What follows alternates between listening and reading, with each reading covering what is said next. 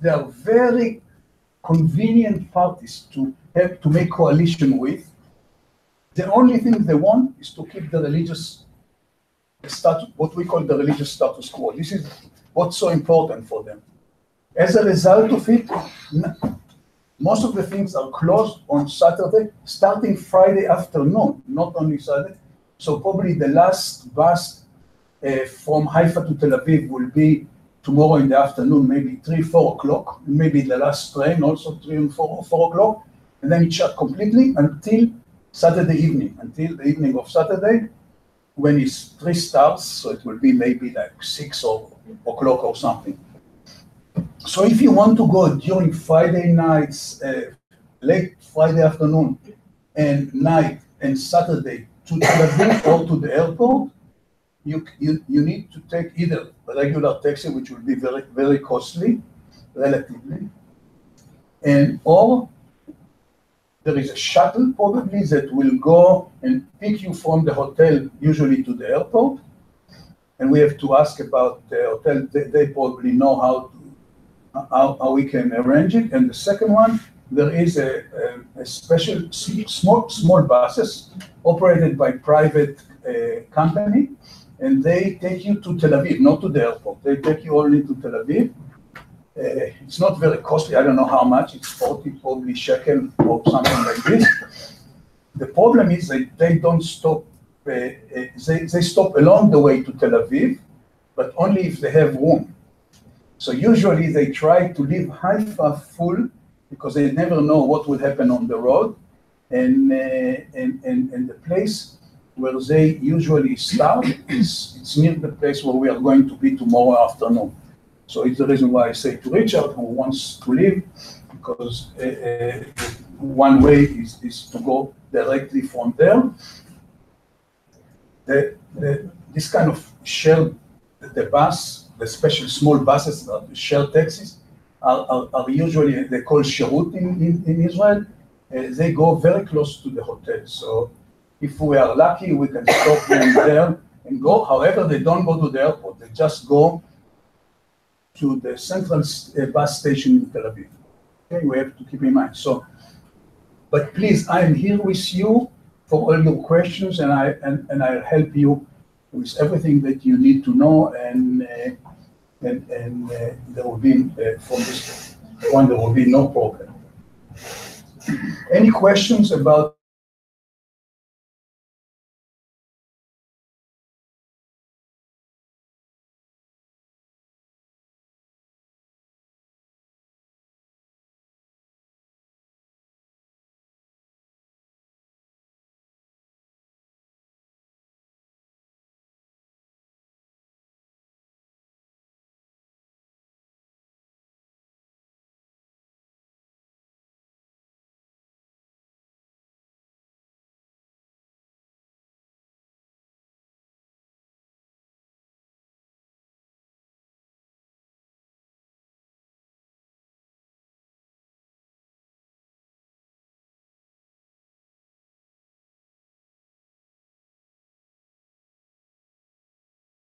I stay here with you. I don't go to Tel Aviv. I'll stay with you. Whatever you need, please come to me. Also, because we have sometimes special arrangements with some taxi drivers that will be cheaper than regular ones, and they are more reliable. So I'll arrange it for you. Yeah, I should be leaving by Saturday by noon. I was just wondering if there's anyone who's on the same situation that would share a cab or something like that. Our plane is at 6 p.m., so it's probably more. Yeah, mine is it's 4 p.m. So it's almost like this. Okay. See? Solidarity forever. Okay, so please, these 2 sheets and fill them out so we'll know how to plan.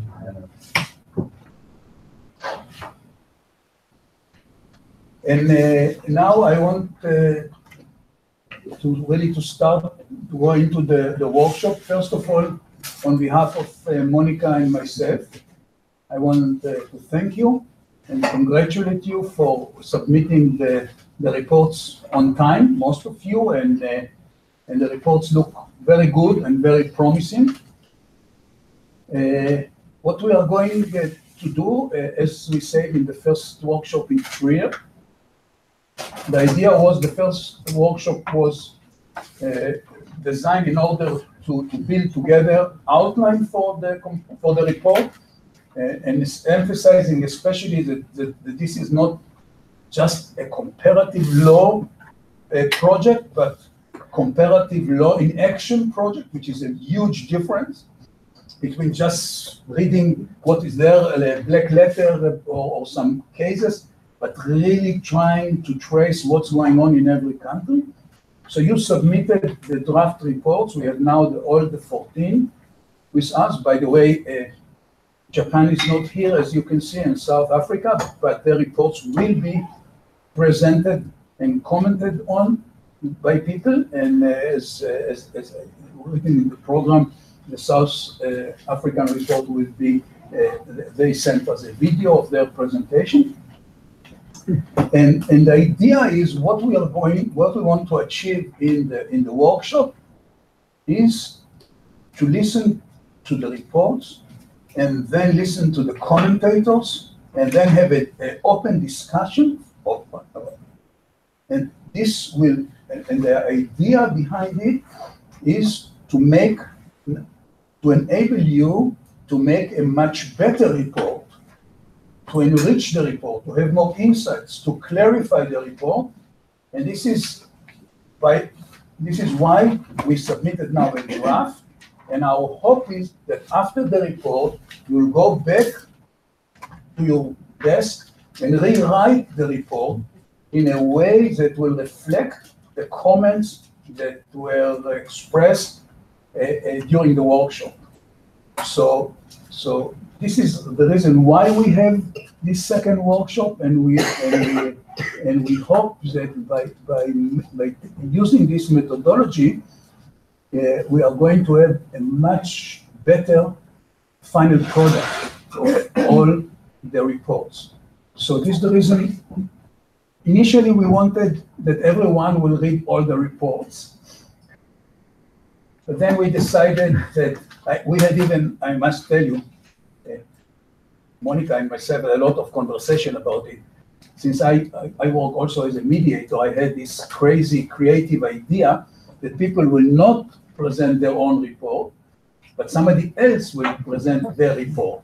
And then somebody else will be a commentator, but then Monica came to your defense and said, no, it's too much work, and let them present their own report, and we just have them comment on another report. It's okay.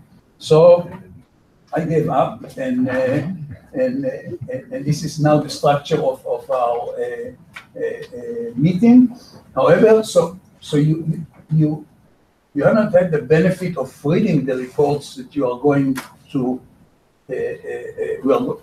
discuss, but at least you'll have the time of the presentation, and then we'll have a discussion of every report. And I'm sure that a lot of things also will come in the informal, in the breaks, in the lunch, in the evening, in the dinner, in the hotel. So, and maybe some of you will have afterwards some thoughts about reports, and then you can probably communicate by mail and say to somebody, oh, I remember when you say something, I think I want to add something to your report. We have something similar in our country, or I didn't understand this word or this concept. Please, can you develop it a little bit? So I think this is the goal of our workshop. And last but not least, I want to tell you that we have some today 2 guests. Maybe we'll have more today later on, because I decided that since we have such an important event, bringing experts from all over the world in labor law, and this issue is such a hot issue, I ask if some representative of of all these authorities in Israel who engage in policy making want to come, and and also one of my colleagues. You met one of them yesterday, Faina. So they may come and sit here and listen to our discussion. And so today, for example, we have Sherry, and she's from the finance ministry. And finance ministry in Israel is not like in your place. They, by law, we have something like wage stabilization in the United States after the Second World War. We have it even today. So every contract in the public service, has to get approval of their office. They lead all the negotiation in the public sector and the essential services. So they are very, very important. It's not just finance ministry. And good morning, Faina. Faina is my labor law colleague from the faculty. She was yesterday with us at dinner, but Roberto, Evelmeter, and Adriana, so it's Faina. Hi. And we have Gadi here. He was formerly my student and my assistant, and now he is in the public prosecutor, attorney general office, on the way to become a judge in the labor court. It's okay if I divulge this information? My nomination will be public in a few weeks. So. I must tell you that I'm very proud about, especially proud about it, because I have a very unusual academic career in a way. I taught for 13 years in Tel Aviv University. Then I left and opened my law firm. And then after 13 years in a law firm, I went back to academia and to Haifa. And I had a very small boutique labor law firm of like 5 lawyers. And from this small boutique firm, we have now 2 judges in the National Labor Court and 3 judges in the regional labor courts. And Gadi, who worked in the firm, is going to be the 4th one. So for me, it's very, very special if he is going to be nominated, because I feel that we made a huge contribution to the judiciary from such a small office, so many judges, which says something about our firm.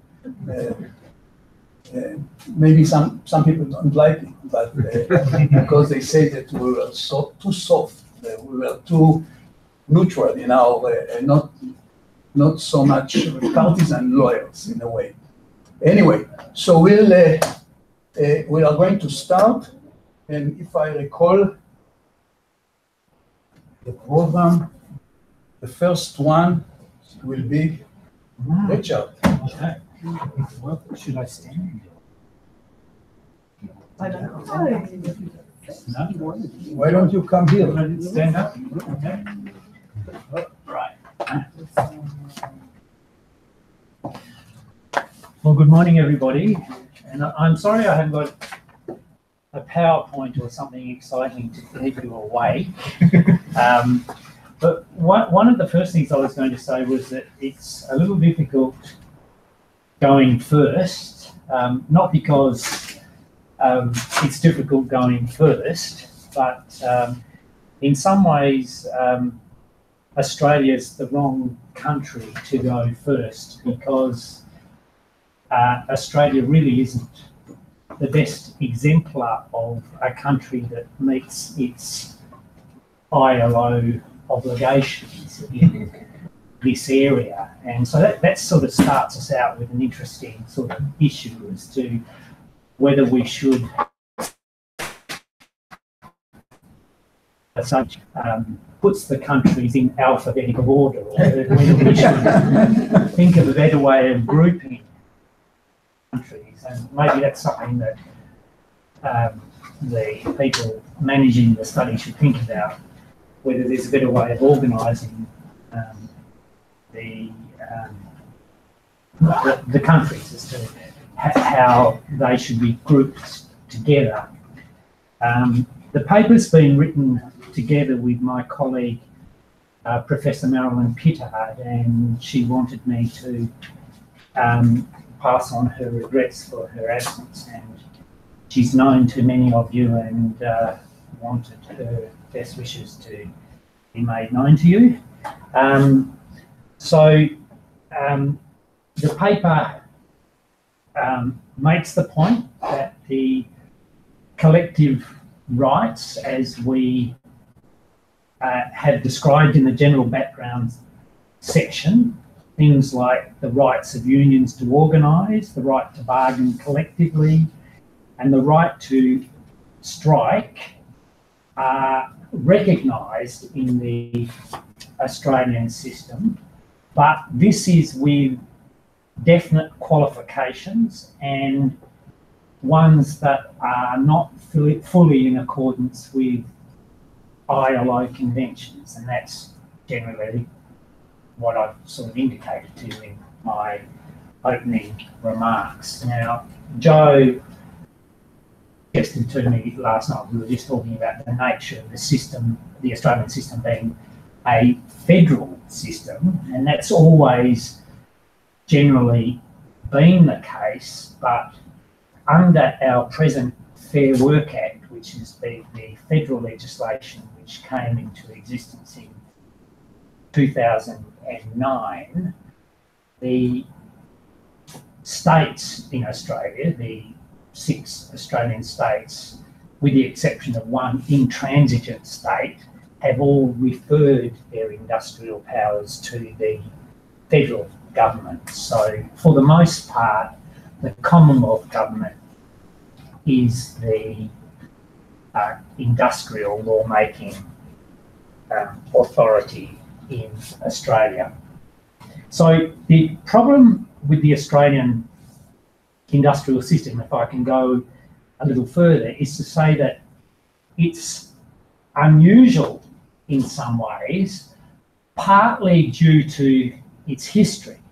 Along with New Zealand, as Tonya knows, it commenced with a conciliation and arbitration system in the early 20th century, although New Zealand beat us to that mark just a few years prior to that.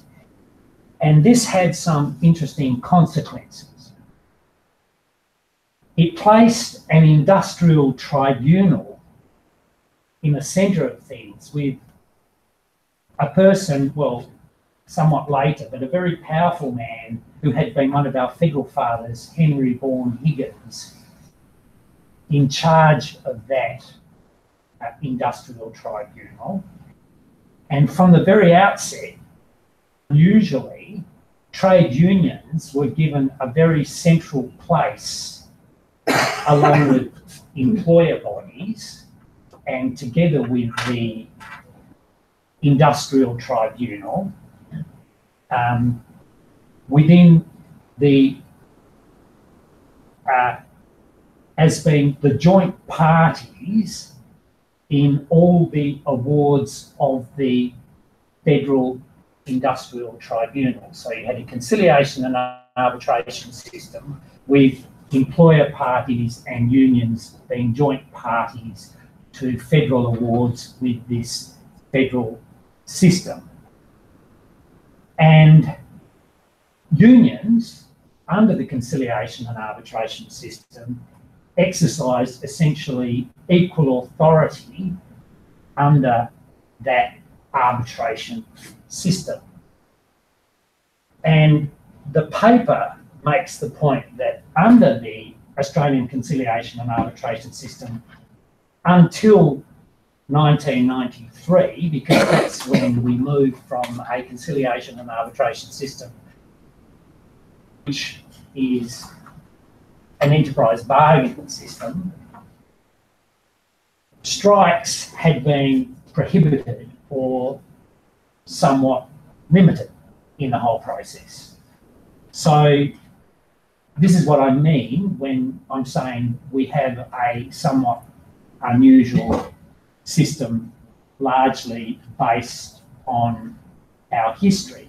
Thus, in answer to some of the general background matters in the paper that are the subject of discussion, whatever collective bargaining that took place prior to 1993, and clearly there was some, was presumably voluntary in nature and took place outside the formal arbitration system. Now, there were strikes, of course there were strikes in the conciliation and arbitration system. In fact, strikes were quite common. But what happened as a result of all of that was that it meant that they were potentially at risk of triggering a range of industrial or economic torts, which are the subject of some comment in Tonya's paper as in her discussion of the British system, because most of the law about industrial torts or economic torts was simply all the UK law on that subject simply became part of Australian law. Now, since 1993, as I've suggested, Australia has, however, moved to an enterprise bargaining system. It's shifted away from conciliation and arbitration. And there is now a limited right to take protected industrial action, at least while parties are negotiating single business enterprise bargaining agreements. So there's a right to take protected industrial action, but only while the parties are negotiating the enterprise bargaining agreement. So outside the bargaining process, there is no right to take industrial action. So the question then becomes, what forms of action are permissible within the range of protected action? And you've got questions about what this means and what are permitted matters within this range of protected industrial action, because that raises a whole range of quite difficult questions. What's permitted? It has to be matters pertaining to the rights of the employers and the employees, and difficult questions of that nature, which we discuss in the paper. And the question for us when we're talking about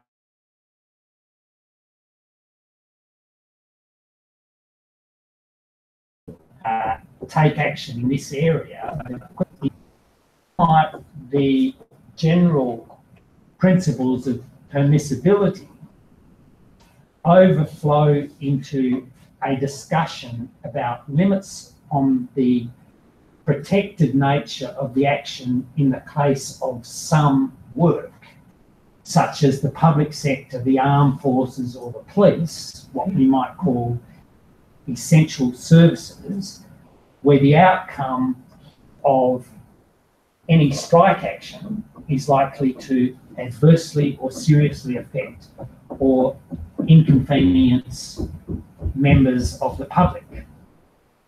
And we mentioned cases where ongoing strike action is likely to cause more harm to the community at large than any individual employer or employers. And ILO definitions refer to this, at least referring to the armed forces, the police, or other emergency services, as satisfying a definition of essential services. Now, what is very clear, so far as the Australian paper is concerned, is that in Australia there is very little attention paid to the relevant ILO standards.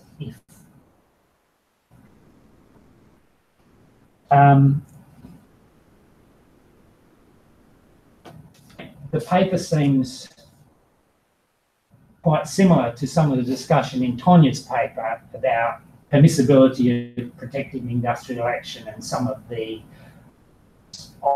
protected industrial action, because in order for any action to be taken during the bargaining process, it has to go through a whole range of requirements. It has to satisfy the requirement of a ballot. It has to be authorised by employees. There has to be a ballot taken where 50% of employees on a roll of voters vote in a ballot.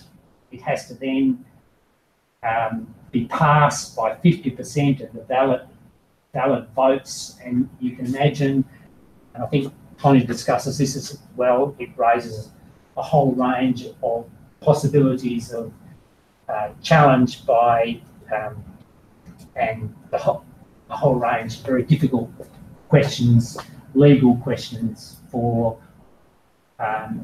these matters being challenged, and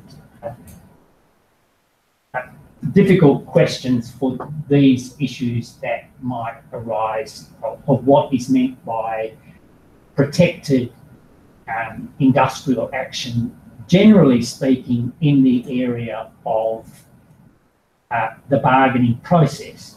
But what is the direct application of some of these matters to essential services action? So the area under the Australian legislation that has an obvious application to an essential services dispute arises in the context of the Federal Workplace Commission's powers to terminate and suspend protected industrial action. So there are some provisions of the legislation that allow the Federal Workplace Commission to terminate and suspend some forms of industrial action that may have passed through all these particular processes. So, for example, Section 424(1) of the Fair Work Act enables the tribunal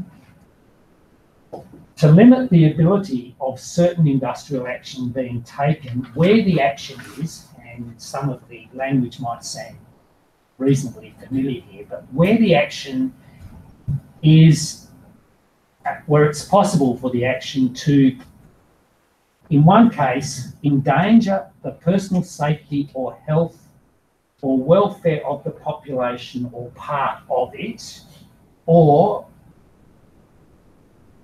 to cause significant damage to the Australian economy or a important part of it. So in those circumstances, it's possible for the tribunal to make an order to terminate or suspend the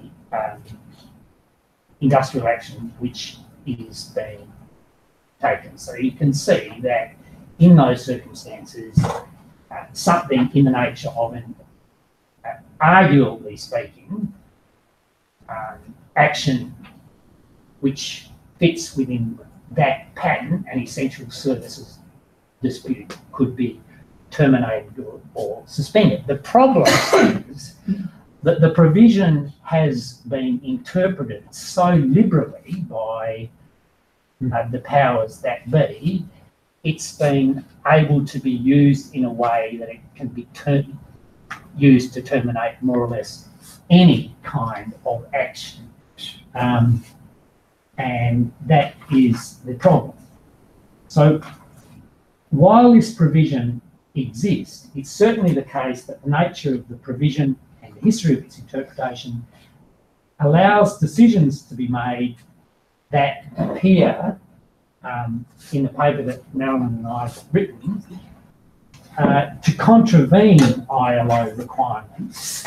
The reference to economic damage in section 424 is considerably narrower than what is meant by essential services under ILO standards. Remarkably narrower, some would argue. The liberal nature of Section 424 and one detached from ILO principles allow for circumstances where you have, for example, a major employer like Qantas taking employer response action, because employer response action is available in a typical bargaining dispute, but as a means of shutting down its global operations in response to action taken by its employees. And in those circumstances, the government or the federal minister relied upon Section 431 of the Federal Work Act, which is the accompanying provision to Section 424, to say that economic damage was being caused to the Australian economy. So it used the same provision to shut down the, or to terminate the industrial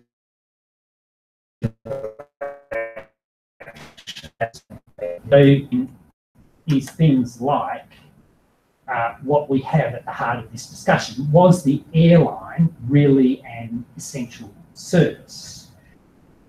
Was it in any way relevant that it may have caused damage to Australia's tourist industry or the national economy?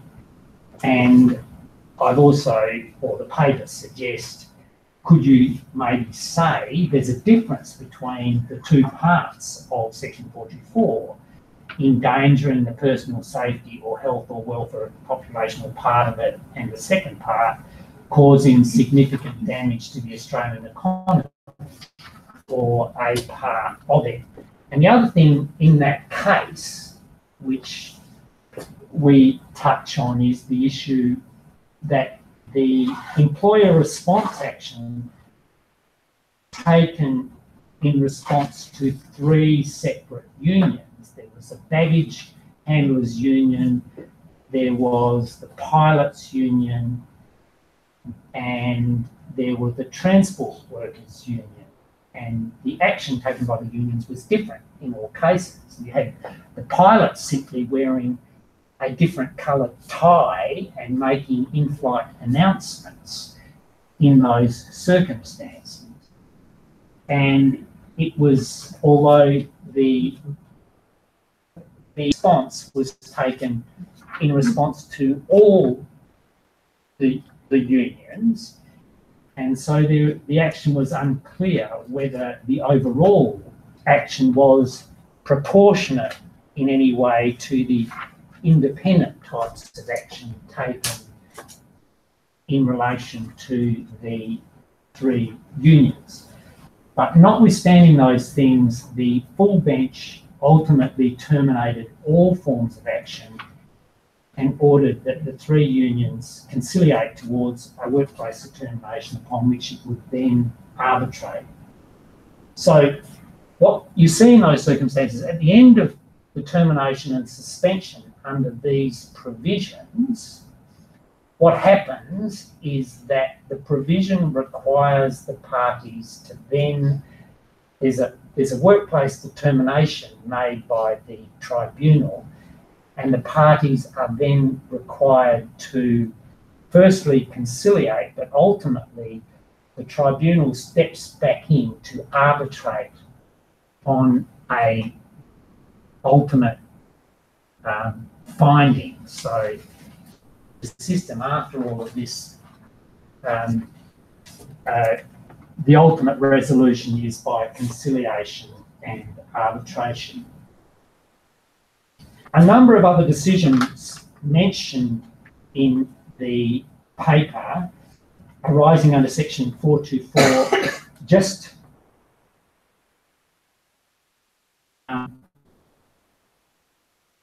indicate the extraordinarily broad interpretation of these provisions, which indicate that there can essentially be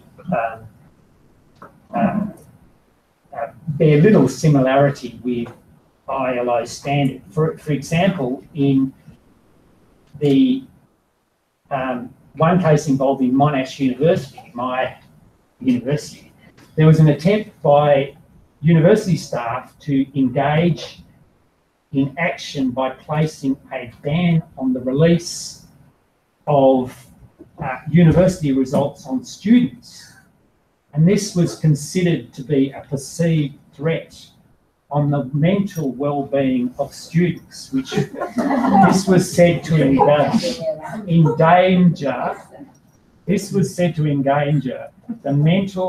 the health or welfare of the population or part of it in breach of section 4241C.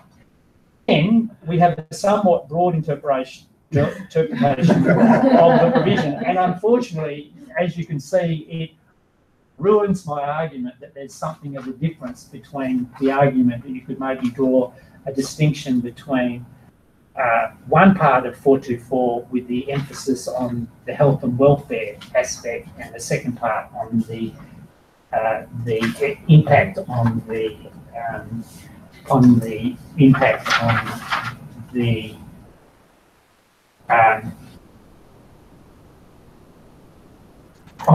Australian economy. So if I can just move on to one issue is discussed to some degree in the paper is the growing number of public sector bargaining disputes that's Fair Work Act during the current period of the Liberal coalition government. There have been a number of ongoing bargaining disputes between the government and major public sector agencies, with the best known of these currently involving the Department of Immigration and Border Protection, now absorbed within a new Department of Home Affairs as from December this year. Now, through 2016, there were negotiations towards an agreement in respect of the Department of Border Force employees, who we describe in the paper as being to some extent analogous to essential service employees because of their border force border responsibilities at international airports and ports. Now, there was a history through 2016 of the tribunal first suspending and then terminating industrial action which had been taken by those workers, and ultimately this was regarded as something as a victory for the unions, because the provision was used strategically by the union in that way to force the government towards an arbitration of their pay claim, whereas the government, in fact, wanted to sort of force the preferred position of the government, it seems, would have preferred ongoing negotiations. Now, you can see the provisions are strange. In the Qantas case, ultimately 424 was used in a way where after the termination of the termination of the industrial action, there was a quite quick resolution through arbitration, but 18 months after the termination of the industrial action in the border force, there hasn't been no ongoing resolution. They're still all squabbling with one another. Now, just a final matter, apart from that provision under the Fair Work Act, we do have particular legislation in Australia which actually limits the right to strike, specifically in essential services areas, but that legislation for the most part is at a state level. You have things like the Essential Services Act 1988 and the Essential Services Act 1958 of Victoria. And this deals with things like energy services, transport, firefighting, health, ambulance services, sanitation, water supplies, and prisons. Now, they're very broad types of legislation, very broad and very rarely used. I mean, they're simply, the occasions when they've been used are never none, basically. You don't hear of them. But, and there is a federal provision, the Crimes Act 1914, which is pretty much the same, an enormously broad power where the federal government or the federal government general has the power to break claim a serious industrial disturbance prejudicing or threatening interstate or overseas trade, and it exists as a crime under that provision. So that's what the law is, which we seek to describe in the paper. What we ultimately say is that Australia has not seen significant strike action in essential services. The limited availability of the right to strike and the current interpretation of the legislative provisions means that any strikes within the bargaining system could be suspended, could be terminated and suspended quite easily. And probably, I think, the strikes in this area still raise the spectre of tort action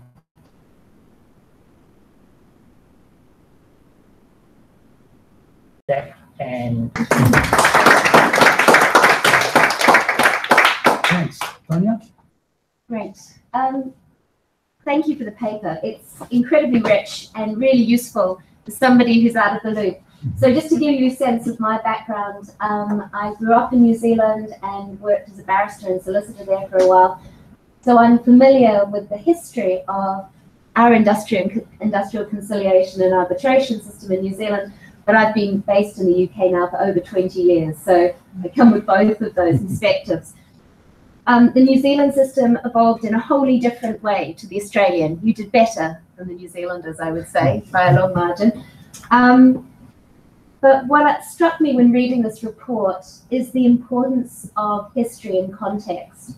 And I wanted to talk about 3 ways in which I think this historical context is so vital to an understanding of what is happening in the Australian situation.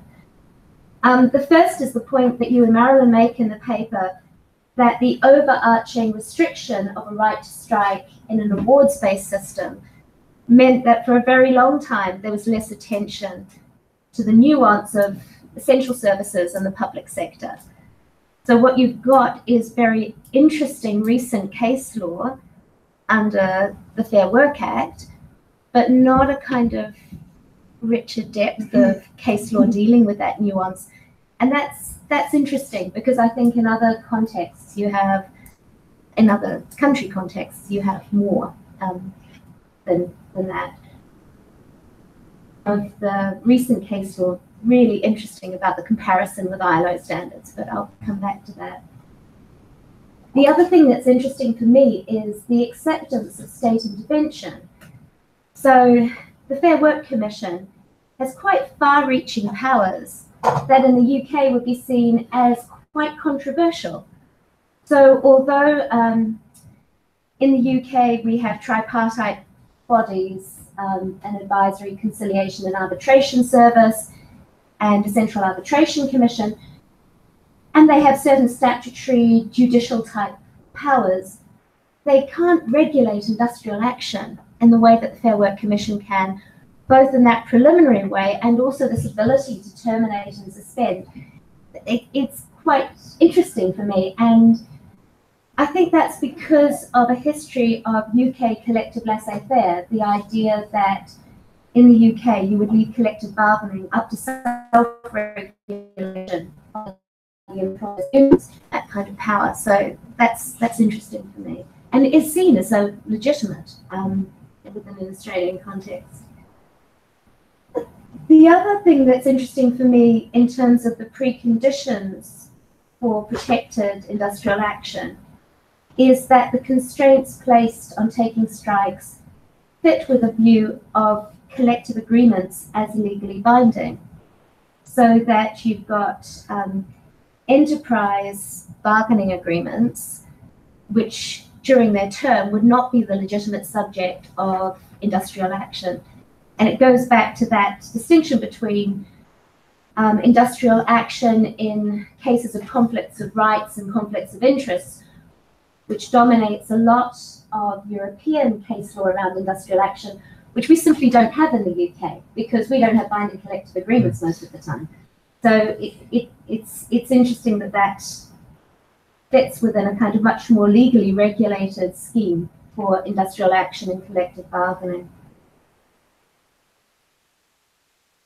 The second thing that really interested me about the paper, and which comes up, I think, in a UK context, also in the South African paper that I've been asked to comment on, is how industrial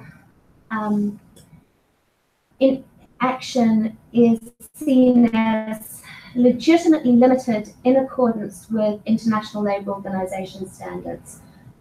Standards are implicitly referred to and used, but then, as you were saying, thwarted to some extent through their interpretation.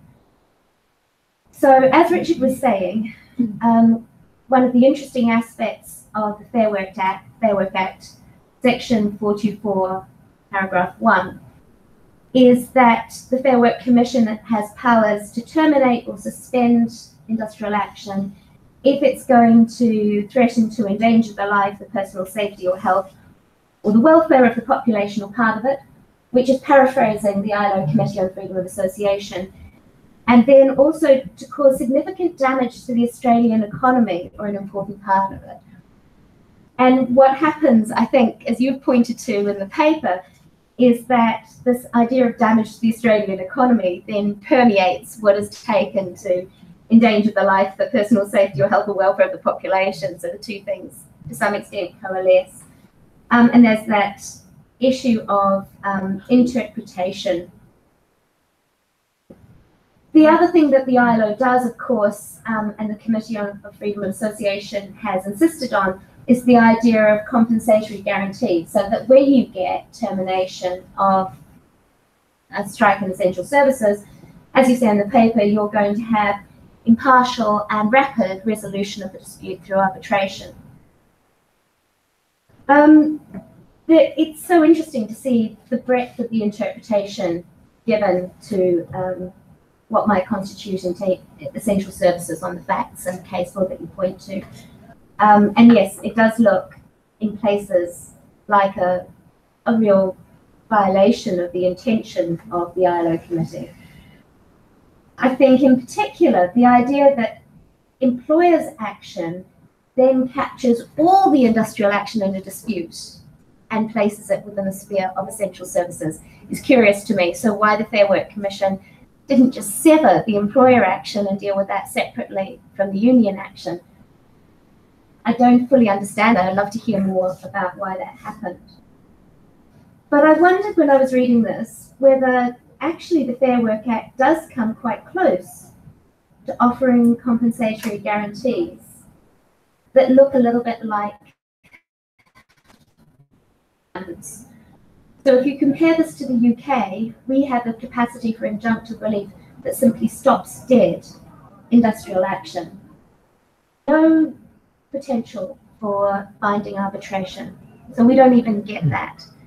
And I wondered if in some contexts, like the DIBF dispute, the fact that the Fair Work Commission can terminate and impose binding arbitration, you suggest that there's one instance where it might have been useful for the union. And I wondered, continuing to be an intractable dispute, if you really think that was useful for the union or not, could this actually be a way of getting to arbitration? Is it sometimes more dangerous for there to be a suspension and for this to just continue for 90 days? So I was curious about that. I take your point that it doesn't look like this this imposition of a workplace determination often happens swiftly, so it's not as rapid as we might want it to be. But at least there is some resolution to the dispute, which you don't find within the UK system. And I suppose the final theme that I thought we might think about and return to is that of economic harm. This idea that you can suspend or terminate industrial action because it will cause significant damage to the Australian economy, are an important part of it. And I guess, you know, the point of industrial action is that it threatens to cause harm. And at what point does that become so significant that there's intervention? And it seemed to me interesting that there were relatively few cases on that and more placed within social services. And I wondered, in the context of the financial crisis and the sovereign debt crisis in Europe, if those economic arguments are underlying most of our discussions over the next couple of days. I was also really interested in what you said about the Federal Level Crimes Act of 1914 and the idea that prejudicing or threatening interstate or overseas trade could be problematic. I wondered if the two things were linked. In the UK, of course, in the context of Brexit, anything that's going to threaten trade is going to be seen as problematic as an essential service, potentially for us in the future. So I was curious about how those two things interrelate. But it's a really engaging read. It's a shame that the rest of you haven't had a chance to read it properly. Thank you very much. We can have some open discussion now for a few minutes, 5 minutes maybe, if people want to say things to Richard. If I may, I would just need a little bit more help in a short explanation how this awards-based system really works, because this is something that is not really popular in Europe, so I would think that it would be worthwhile having 2 sentences maybe as a footnote in explaining how well, it's hard to put it in 2 sentences. But we'll try. Well, Tonya can help, but historically speaking, the system was set up where you had a system of the parties getting before a conciliation and arbitration system, a tribunal where the employer and the union would argue before a man who had the face of a judge, but he was an arbitrator, and he would fix a minimum award, which was all the conditions of employment for everyone, for a sector, throughout the economy. Yes. Yeah.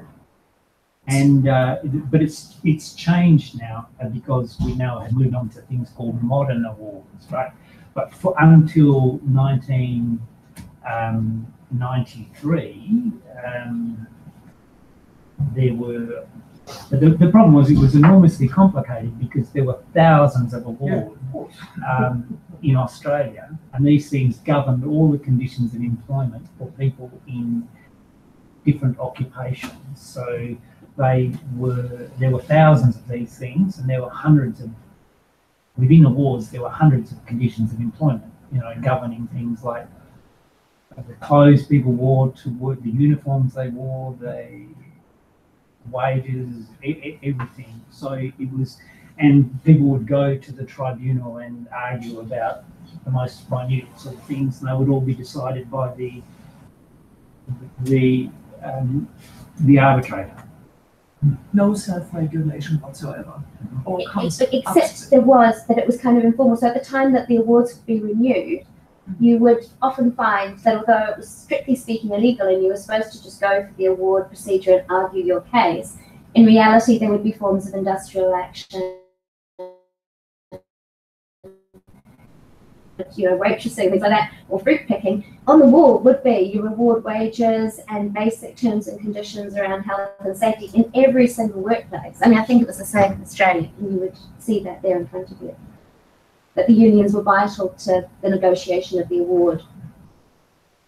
I just want to raise, and I think it's important for other reports. Since this is, we have in mind a law in action report, we want to ask, first of all, is there any empirical work on the decisions of the Fair Work Commissions, like all their decisions, and to see this is first, and if you can allude it to in your report. Second, whether there is judicial review of their work, like if they decide to suspend the strike, can you go to the High Court, to the Supreme Court, I don't know where, to challenge this decision?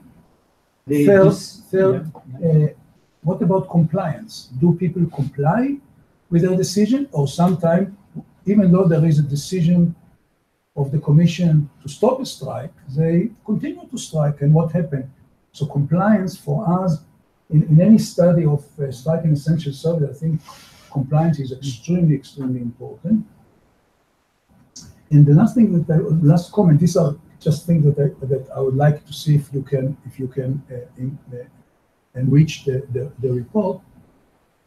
That it's what we hear from you, Richard, is that sometimes, and this goes against the things that I think people, especially in Europe, feel, and also in my country, that arbitration can be very good for the union.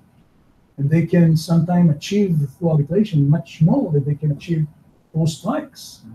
And so it was very interesting and refreshing to hear that the union really was really happy that it went and really brought them to arbitration.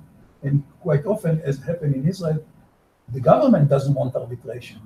They will continue the strike, but will not go to arbitration because the most important for them is to keep their power in their hand and full discretion. And nobody will decide about the budget of the country. Only us, only the finance ministry will decide this kind of decision and will not go to arbitration.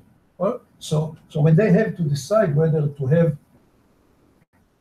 keep the interest of the public for non-interrupted services, essential services, or losing their powers, they quite often will say, okay, we don't want to lose our power. And I'm going to speak about it when I speak about the Israeli report, but it's interesting that also in Australia, the union wanted and the government didn't want it.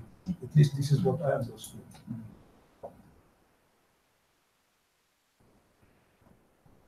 Did you want me to answer any of those questions? Maybe if you can just in a very short, because well, on the question of the empirical data, the Fair Work Commission has annual reports which would have all the details about some of those things. I think some of the information may be in the paper, but I think we need to tidy up some of those things. The Fair Work Commission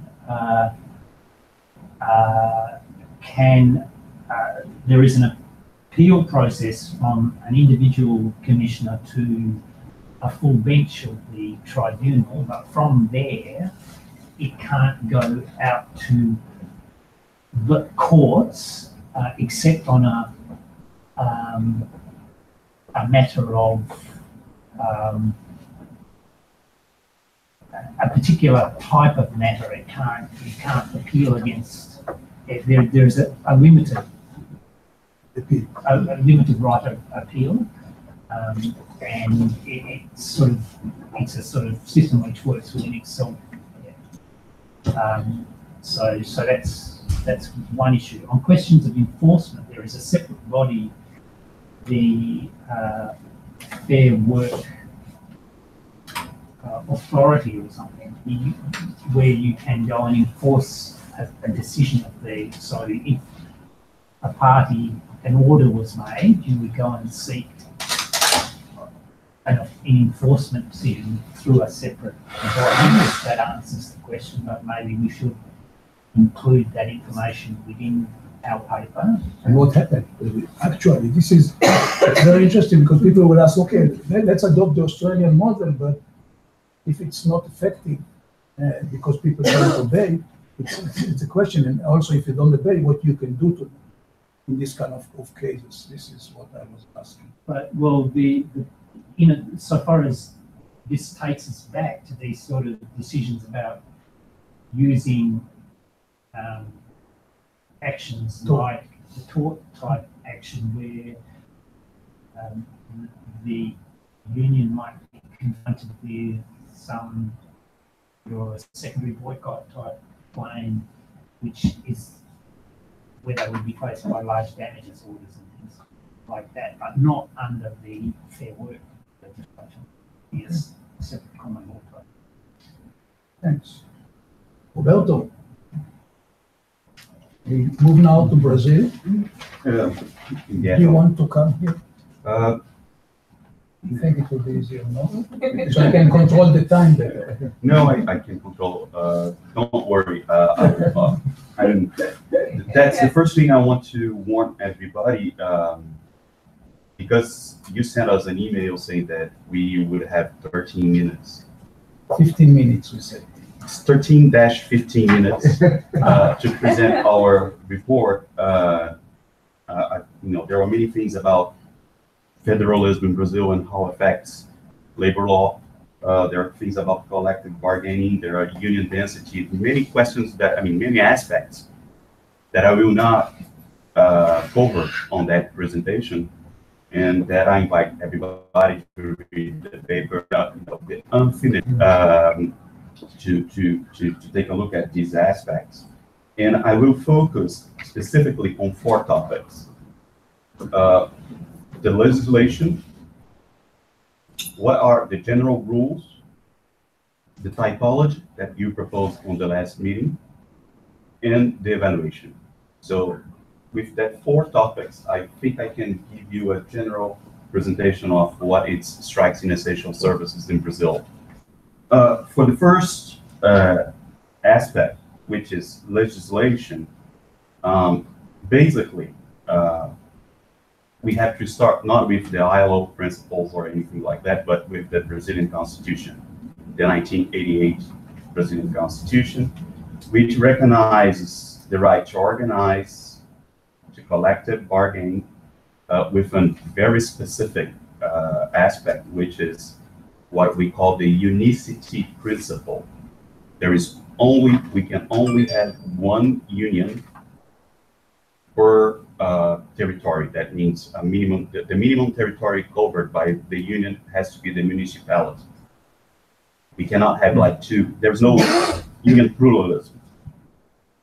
And also, the Constitution also recognizes the right to strike, but it stipulates that the law, federal statute, will regulate public sector.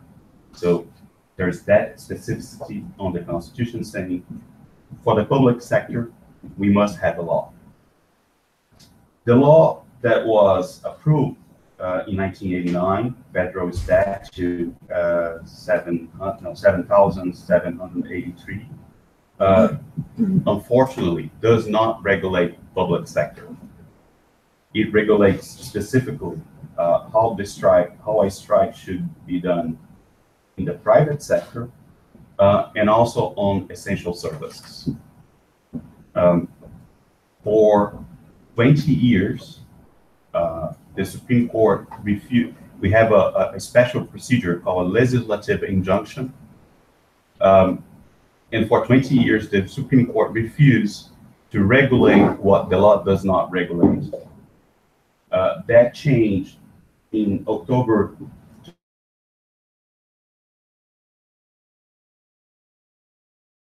injunctions extending the regulation of 2000 sector to the public sector. So for the legislation, Constitution, the federal statute that regulates private sector plus essential services, and the legislative injunction in 2007 that extends the regulation of the private sector to the public sector. That's the first point.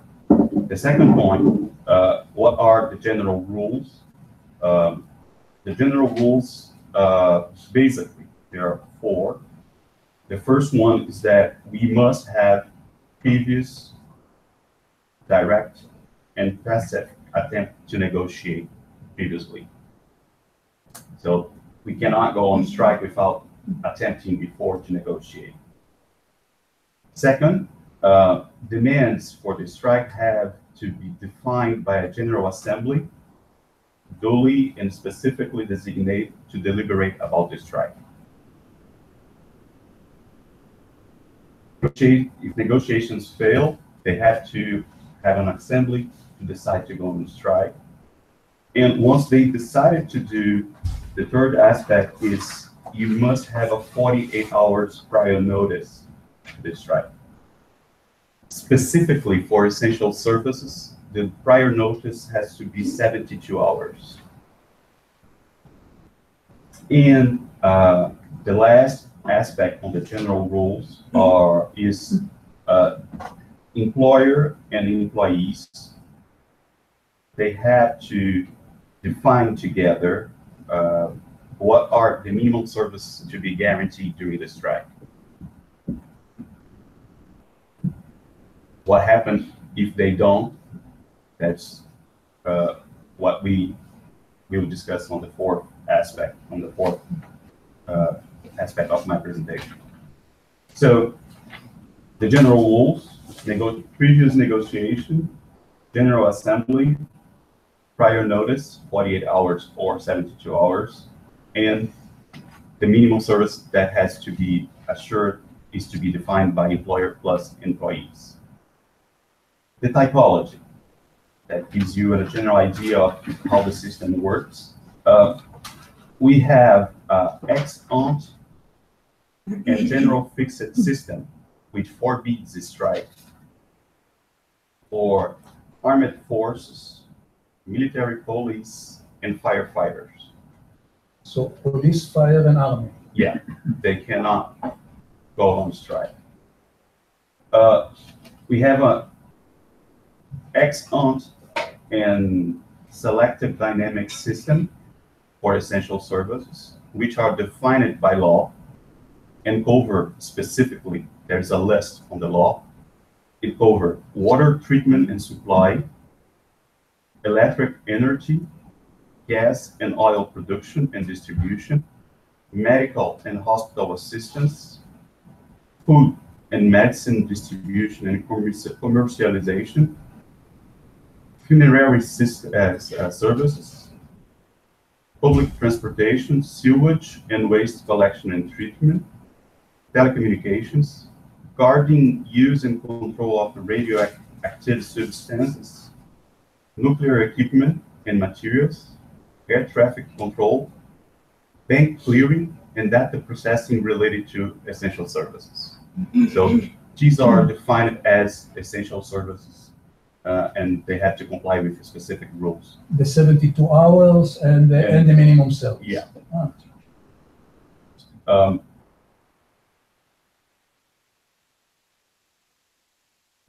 So ex ante and general fixed plus ex ante and selective dynamic for essential service.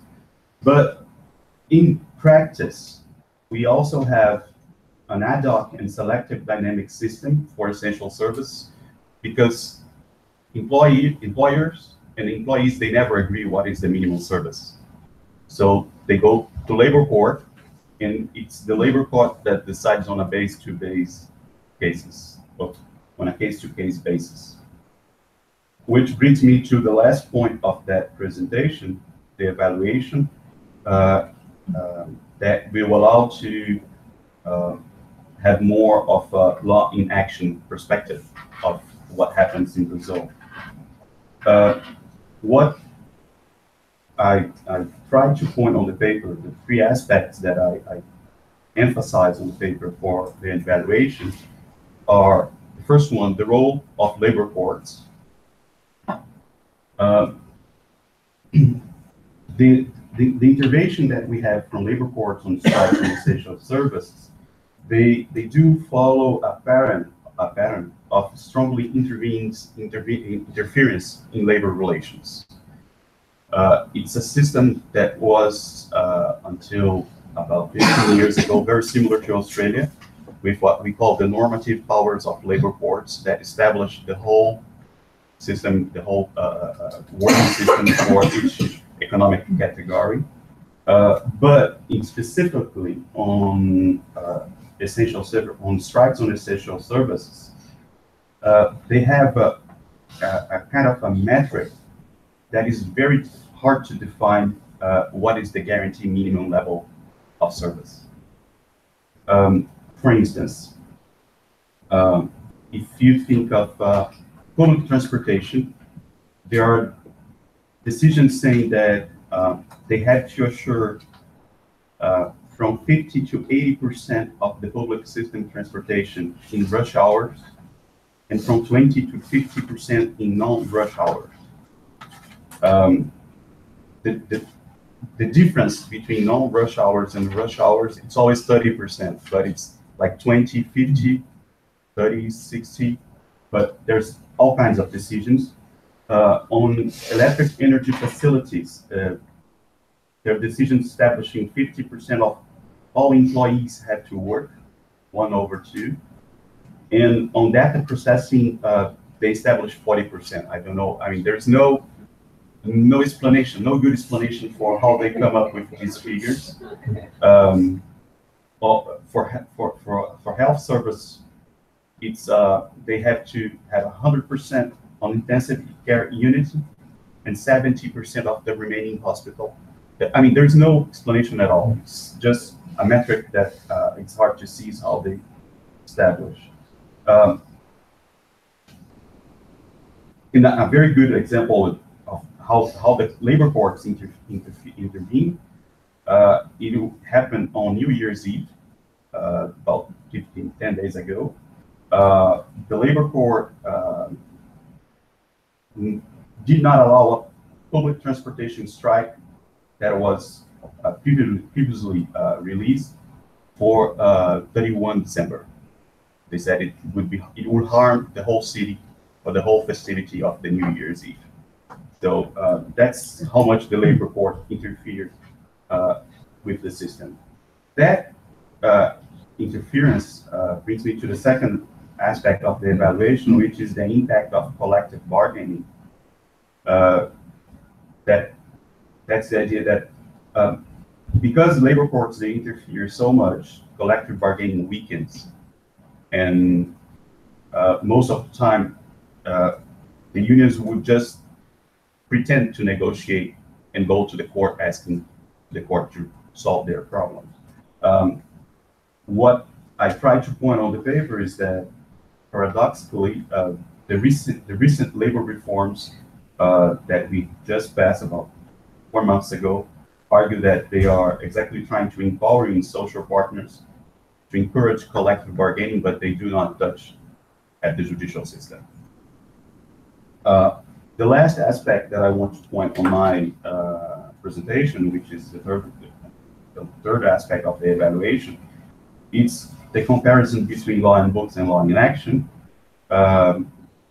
which means I just described a little bit of what is the system, but how it works goes to two different aspects that I want to point, which is first one, compliance, and the second one, what I call legal choices.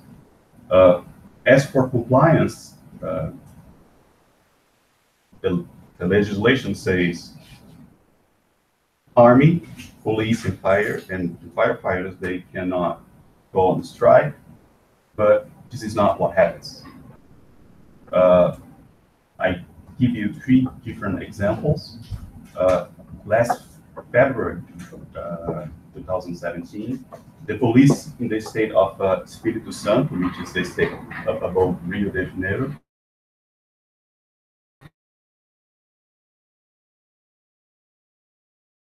decided to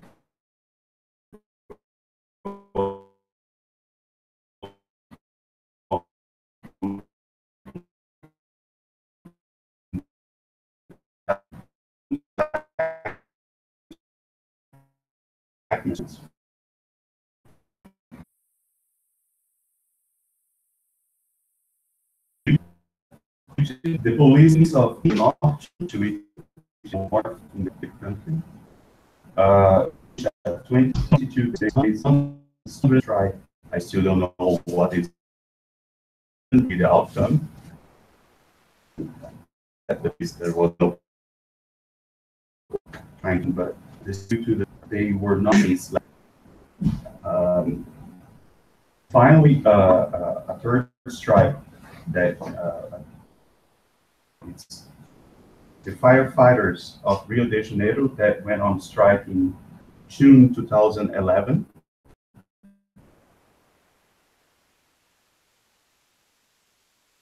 Made at the headquarters, and it resulted in the incarceration of 429 firefighters that were released a week later due to a collected habeas corpus. But the judicial procedures, they are all still pending related to the 429 firefighters. So the law says you cannot go on strike, but that's not really what happens in practice. As for the essential services, I tried to cover on the paper what became the famous oil workers 1995 strike. Like the law says, I mean, oil service, it's essential, it's considered to be essential service.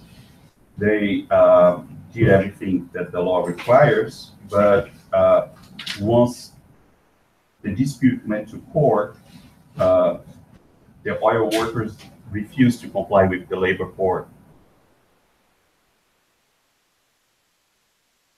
Sure, was on strike for 30 days, and they end up fined in the amount of $630,000.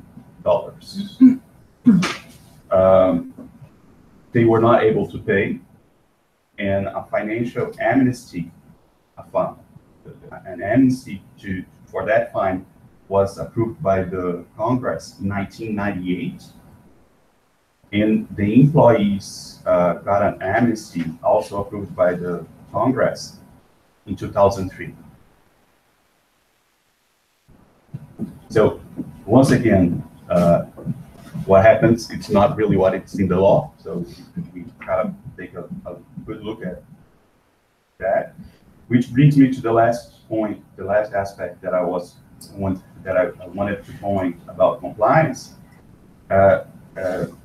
which is related to what I call legal choices against societal options. We have, once you look at the whole picture, we have kind of a market-oriented legislation that does not go along and does not really reflect the societal options, the societal choices that we make to try to put together what I would call kind of a promise and never accomplished state providence. So that's my report. Thanks. Thank you. Okay, Sylvain. Yes. So, thank you very much for your report, Roberto.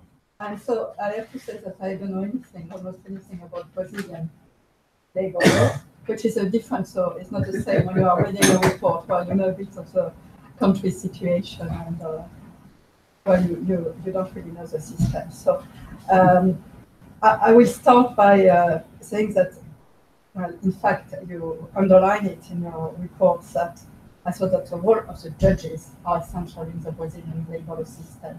And of course, in every system, judges are important, especially in strikes, because very usually they are then defining what is a legal strike, what is illegal, and so on. But in the Brazilian system, it seems to be much more important because of the roles they've got in the collective bargaining system itself. So I think because of this function in the collective bargaining system, they also do play a very important action in strikes. So as you were saying, a strike, so there is the obligation to negotiate on a minimum service, and there is no negotiation. Or if there are some negotiation, you don't have any agreements on this minimum service, and so parties go to the courts to have a decision. And I suppose that it's difficult to change, considering the normal role judges are playing in the system, with also a system with specialized labor courts, which I think maybe is also an important particularity of the Brazilian system. And so at what moment you are also saying that it's regarding this action of judges, it's also, of course, very important because it's them who decide what will be the minimum services. And you wrote that it's, and you said that it's impossible to understand this case. So here, my first impression was that, of course, if you decide things on a case-by-case, on a case-by-case situation, of course, you will have differences. So it will depend the minimum, because I can compare with the situation in France sometimes. The minimum service will also depend on how many workers are going on strike. And so the level could be different. If you've got a lot of strikers or not so many strikers, of course, you always need a minimum service, but the appreciation of the proportionality, the attack of the right to strike and the necessity to have a continuity of services won't be appreciated exactly in the same way. So I thought maybe it's not so important to have this uncertainty, but when I heard you, I thought, well, parties are relying on judges. It could be also an explanation of the fact that they cannot reach agreements because they don't know what will be the decision of the judges. So they prefer maybe to go to the courts and have them decided of the level of minimum service than to negotiate by themselves, because it could be more interesting for the employer or for the workers. Well, they don't know what will be the decision, but I don't know if it will be an explanation or not.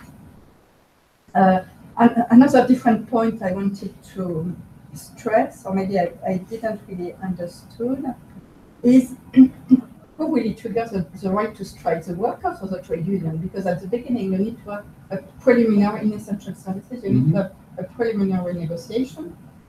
And if the negotiation fails, you've got a general assembly of workers, showing if the majority is needed or not. In the system, you say, well, you've got only one trade union for each professional category or economic unit. So what would be the role of this trade union in the assembly? Or, I mean, asking the question in French terms, sorry for that, but is it the right to strike, is it an individual right exercised collectively or a collective right? And it seems to be a bit both in the Brazilian system. I also, this is very a technical precision, but I did not, the law on essential services was adopted in 89. Yeah. And for 20 years, nothing. So what was happening? The Supreme Court would just issue a notification to the Congress saying you have to make a law, but it would not do the law itself. But no minimum services, no. No, the minimum service was inscribed in the private law. Yeah. In- Okay. It's just for the public that was not. There was no. There is still no law. Okay. So for 20 years, No it was law. possible No. to strike and public services Yeah. without any. Okay. Or, I mean, legally it was not possible, Mhm. but in practice they would go on strike just like the police. Okay. Okay. That's exactly the difference between what Okay, the so law it was says and not what happens. Okay. So, and finally, of course, the question of compliance, which was very interesting because, well, if I compare the situation in France, prohibition to strike for policemen, for example, and also in the army, and it is respected. They've got other ways to protest. Sometimes you've got demonstration otherwise, policemen or something Like like in that. Israel. But, which means that policemen are men, of course, that's why. Which is another problem, but policemen are not striking, or I don't think so. And so in Brazil, they know that there will be sanctions, and quite important sanctions. But it's the only way, I suppose, for them to protest. So they are striking, but with the consequences are huge. I mean, for the country and also for them.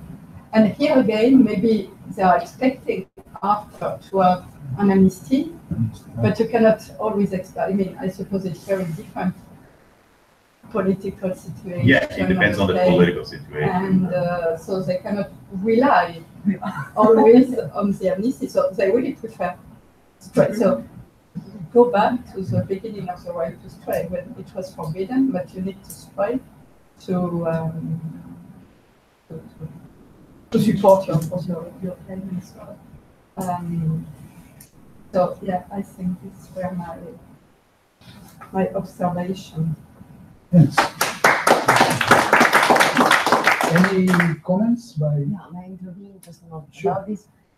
The problem of applying the huge sanction and risk of being under sanction because of the participation to an illegal strike. This was common also. It happened in Italy a few years ago. We have sort of similar culture about legality. What happens when you have some categories, they are not allowed to strike, but they go on strike. It's just, it's a problem of balance of power. So yeah, you have the sanctions, but then the government is not going on. There is a judge that says you have to apply the sanction, but no authority is going to, knock on the door of the striker and say, pay the fee because of you. So things, yes, go on. Life goes on. So when you have all the police on the street, what can you do? It's sort of revolution. You can send in the army and then they go. Yeah, but maybe they go on strike. So Exactly, I realized Yeah. writing the report that it was not so normal for the police not to strike. Question, I would say, I understood from the presentation that it's the trade union monopoly to organize the strike. It's correct? How difficult is to form trade union organization in Brazil? That's the next question. If it's easy, no problem. But if it takes some time, it will be a problem with the European Committee of Social Rights. Which is not applicable to Close. Dutch, Aruba, and Curacao and so on always reports are coming to Strasbourg. Fortunately, they never organized, I would say, the session outside Europe. I just want to say two things. First of all, I really like the idea that you use the matrix in order to make the typology of the approach. I think it's very, very good and it's very analytical. Put it in a very good place. And the second one, I think your story about the police and fire really, in a good way, why the ILO insists and why it's so important to have compensatory measures. If you take the right to strike, what do you give? What do you give in lieu of the right to strike? This is what it done in the United States and in Canada when you give the policeman and the fire arbitration or something. In Israel we have some kind of a parity, and I'm going to speak about it. But you have to give something, otherwise there is no way for them to advance and protect their interests, the workers. And so it's very, very important once we want to regulate. Any more comments? If not, we are going to have a break now, a short break. Can I just Yeah. reply? Yeah. Just three really quick remarks. The first one, as for uncertainty that you mentioned, Suzanne, what interests me, it's not really should there be a law or something like that? What interests me is what I call a pattern of judicial behavior. It's what I want to understand is how judges react and why they react so differently. And that's the hardest thing to see when you look at these figures. The question about individual rights or union right, I think we will go back to that in your presentation. It's a question. As for compliance, there are many different strategies. The wives of policemen, they also do manifest, they do stuff, they barricade, they camp in front of headquarters and stuff like that. So they're all different strategies. Two quick remarks. The first one, as for compensatory measures that you mentioned, as I tried to point on the paper, the law predicts that they should have all these public servants that are banned from the right to strike. They are supposed to have an annual raise established by law. The problem is compliance with that order, that legal order, does not come from government. So the policemen in the Espírito Santo state, they have been waiting for 7 years, and they were supposed to have 7 raises. And they didn't get it. They didn't get any. So the government didn't comply. It's not the union. It's not the union, it's the government that didn't It's comply. very important. The strike that just ended last Monday, yesterday or something like that, it's they haven't been paid for 3 months. I mean, it's a little bit hard to survive if you don't get your salary for 3 months. So there are compensatory measures, but they all fall into the discussion about compliance.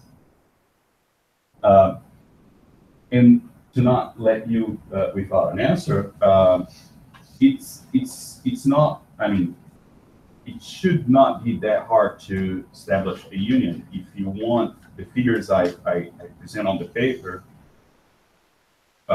there are 16,491 organizations that represent employers. It's about 5,000 for employers and 10,000 for employees, unions for employees. The thing is, you cannot have 2 unions in the same place.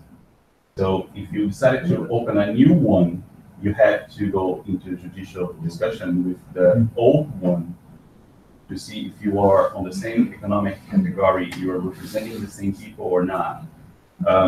But it's not that hard to open to have a union. It's harder to convince the existing union that you are not competing with them than to get people to represent. I must say that this is really interesting. The first time to hear that we have a problem of compliance by the employer, not by the union. We speak all the time in labor law of compliance of the workers. Now we have the government, and now we are going to sue the government in order to comply. You know, this is a big issue in international arbitration, and this is the reason why we have ICSID, this special tribunal, because we can take state to court, but not. It's a very good time to go and have a short break, 10 minutes. The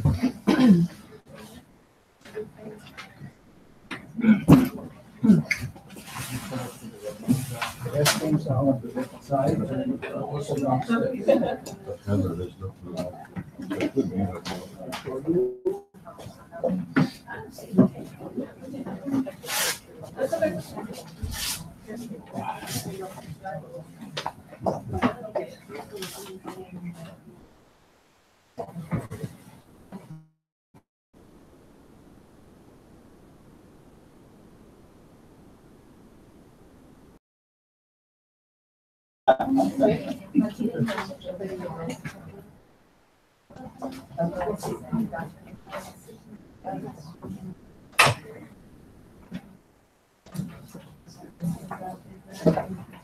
Thank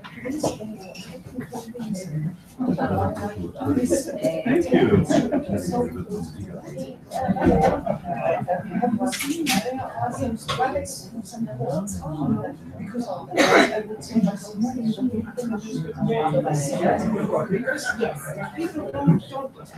They cannot move. Well, there's, Oh, yes, that's probably why. We asked them to. Yeah, it's a big issue in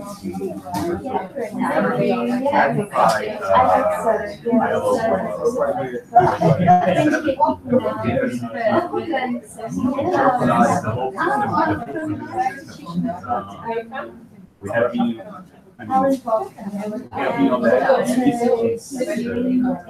principle for 17 years. Right now, it's actually what the new legislation tries to change, although it doesn't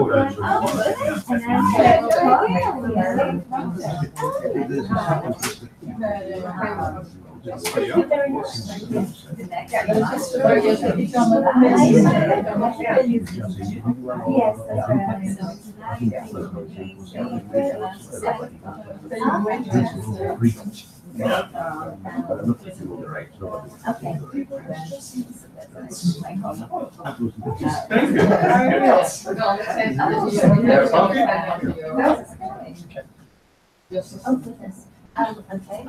Class before we got yes, sharp working on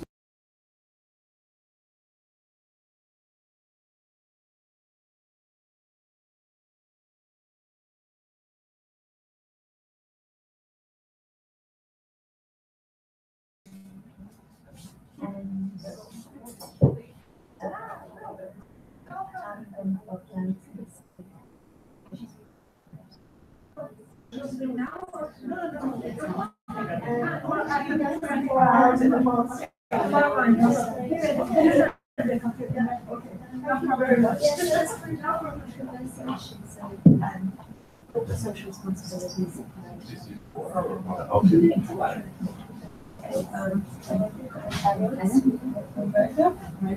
Yeah.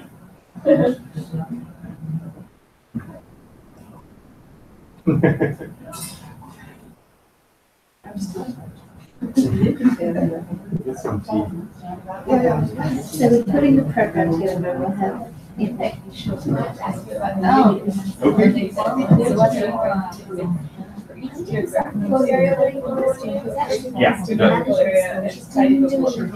it's On for posted workers. economic Croatian, the like, Foxconn and let's say, for instance, Samsung for bank factories. service, So you can only have what one. we're interested in is a surge in No, nationalism. that's the point. You can have one per third country category workers. and There was on a limited space. So it can be one state. Yeah, so Cannot, I there's mean, it can be been a national, but you don't have any national ones. That's a lot, I mean, the biggest ones, they cover like 2 states. So you have either, the bank service, for instance, you have Rio and Espírito Santo State, they are all covered by one union. So every time But you use your technology, the minimum they- area that how can this be actually covered tallies out. is the So what municipality. Spitzer been doing this time. So what means, if Everybody, the, she's the bank employees of Rio, they wanted to emancipate from the unions, they had that over the whole state. They can do that, but they would have to argue against their unions But I think the conclusion that in order to obtain the authorization in order to, And also, you are not just for the municipality, just for the city of Rio. Yes. Because once you have one union covering that area, that's the. you can only have So it's another the one if play it's, around nationalism, transnationalism. first of all, the side of the municipality, and compete against the other saying that you want to break off. So it's a combination of 2 things. Split economic category plus splits.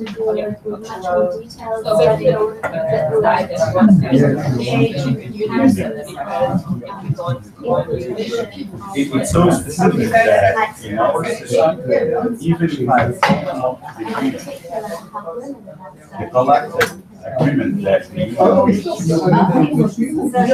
my contribution. I get all the benefits from the collective agreement, even if I don't belong to the union. Because when they negotiate for the whole category. The idea is that they do not represent one specific or give a specific word, but they represent. So once I sign a collective agreement or just what we call it, we have two different aspects. Collective, just for the enterprise, this one for the whole category. But once I sign one of them, because I do not represent the specific word, but I represent the whole category. Everything that we decide on that agreement applies to everyone. In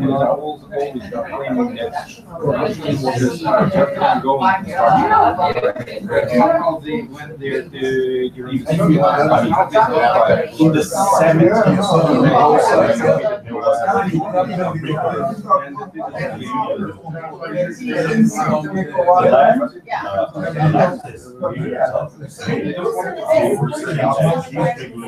was oppressive, that would not allow democracy to develop into the workplace and everything, and that we should get rid of. One of the leaders at the time, that was the greatest leader of the union at the time, was he became president 20 years later. And we all expect that he would touch that legislation, and what he did was exactly the contrary. He didn't touch anything else. He added a new confederation system above the whole system, and because they had public finance, they get public money. So you can The system resists change. There's a really good if you Google the system offers that resistance. There's a really good article done by Monta Private Canada. It's publishing the comparative labor law and policy where she discusses how that was built up. If you want, if you're in mail, I can forward to you.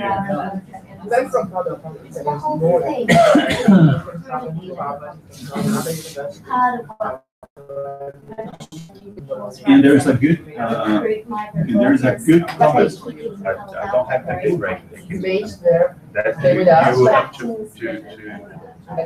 figure out through the internet. There's a good reaction at Mariana's paper coming from an Israeli teacher saying how the Israeli experience was very similar to the Brazilian one.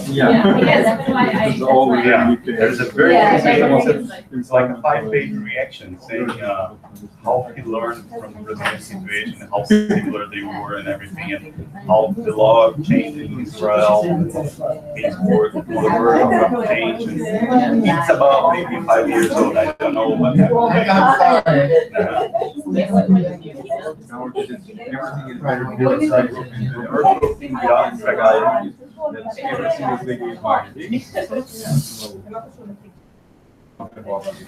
just like Roberto Tragali.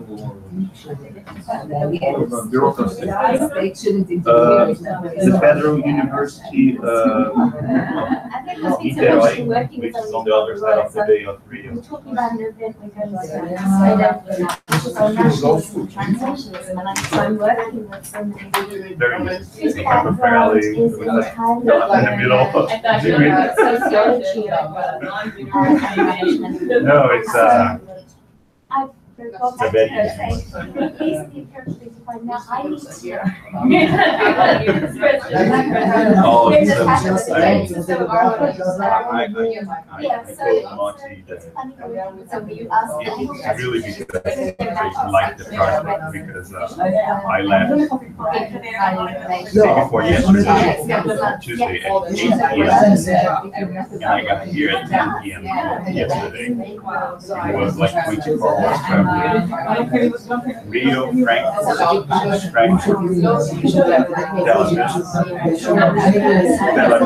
no, it's not that bad, but you have 11 hours from Rio to Frankfurt. It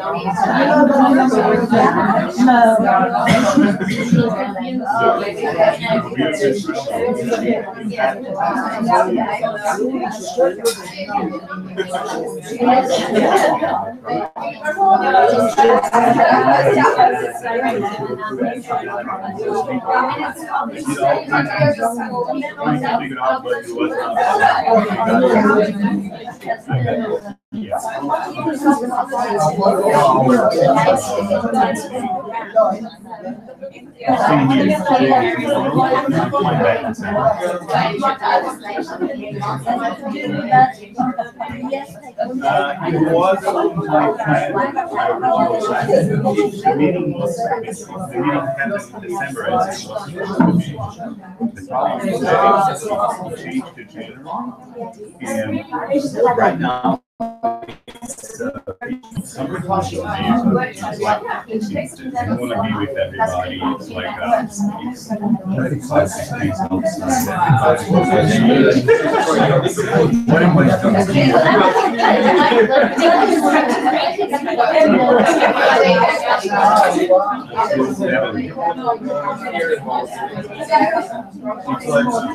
The best connection. It's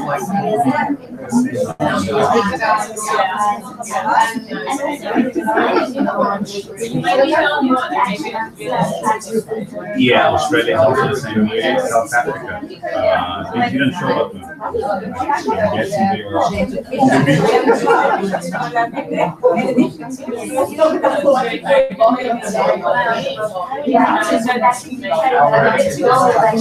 Yeah, no, I got the prediction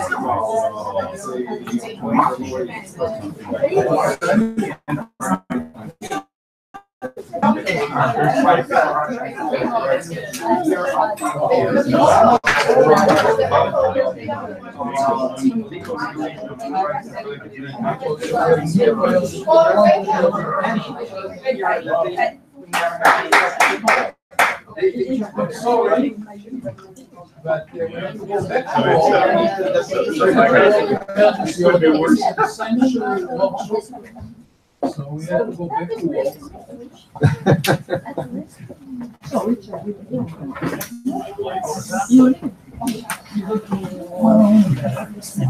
You have friends.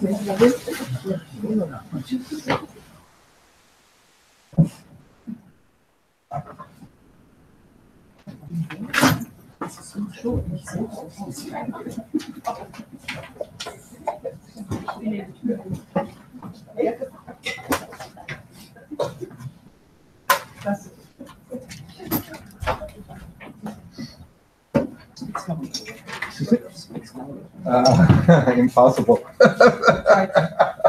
I'll try, but I'm very bad about that. So you can always give me a signal to slow down.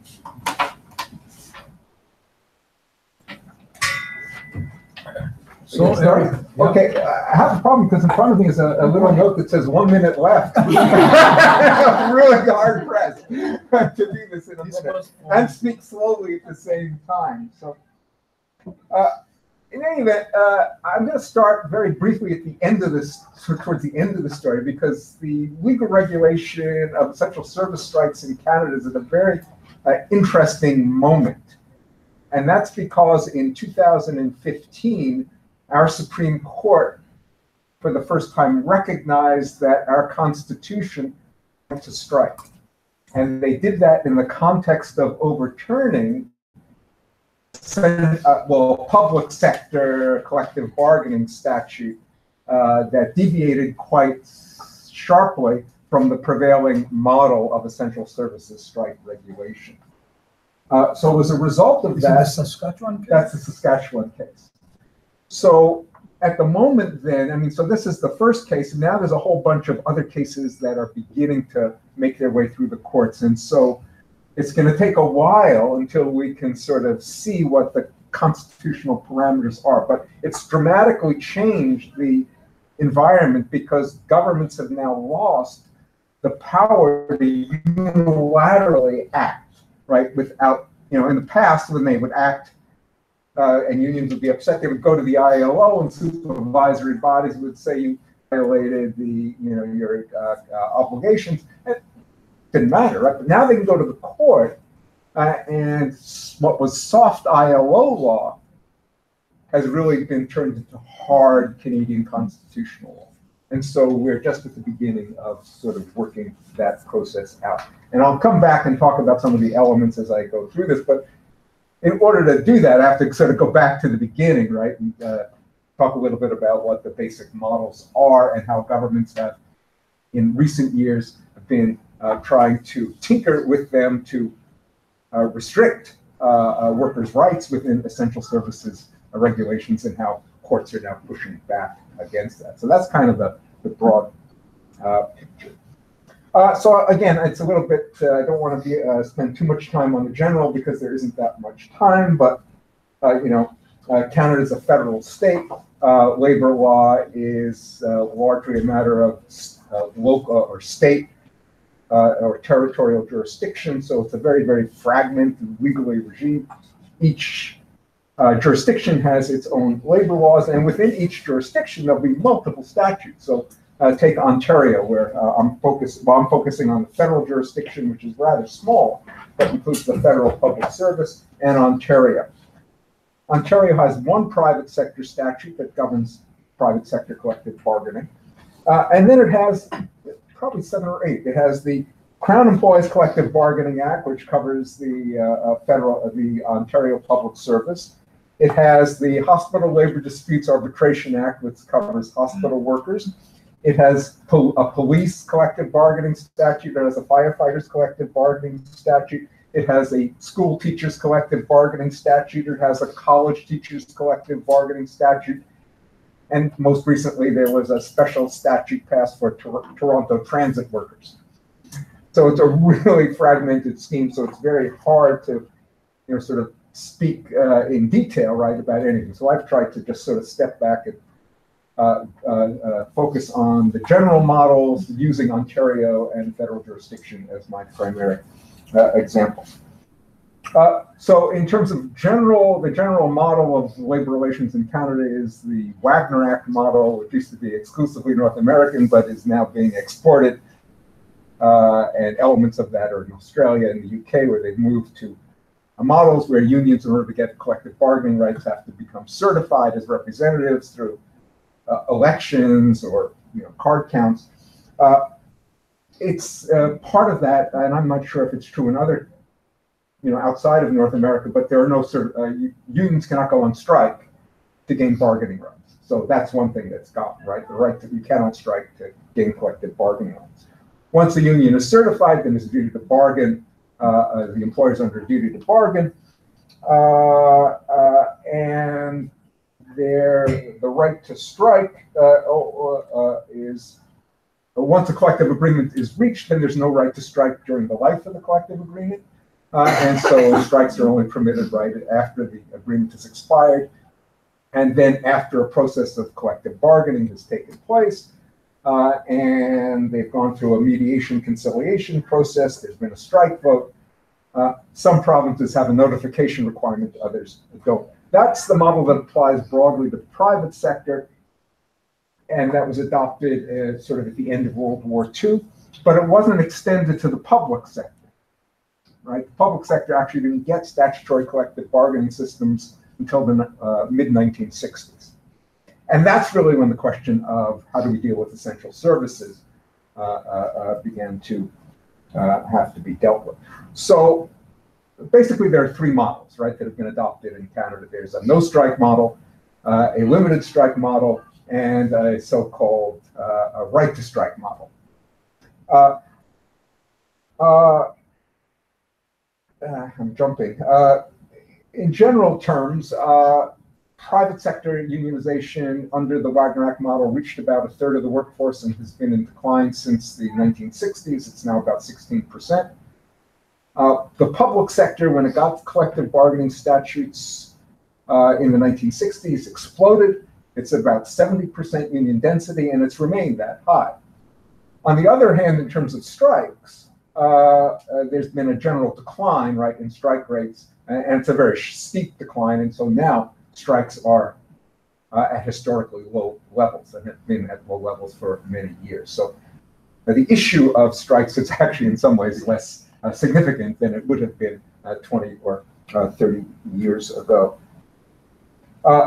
Obviously, I mean, there's many things that explain this, but an important story to keep in mind, right, is that there's been a general shift in the political economic context of Canada, and that's a shift from a kind of Keynesian welfare state capitalist model where trade unions were seen to play an important role in sort of stabilizing the economy and providing workers with the economic power to buy what they were producing, and a shift towards a more of a neoliberal approach in which private employers have rejected collective bargaining, accepted it only when it's actually imposed on them in some sense by residual powers of workers, and where governments have also sort of turned to start limiting the role of collective bargaining, and particularly in the public sector, and that's had, of course, significant impacts on the approach to essential service strikes.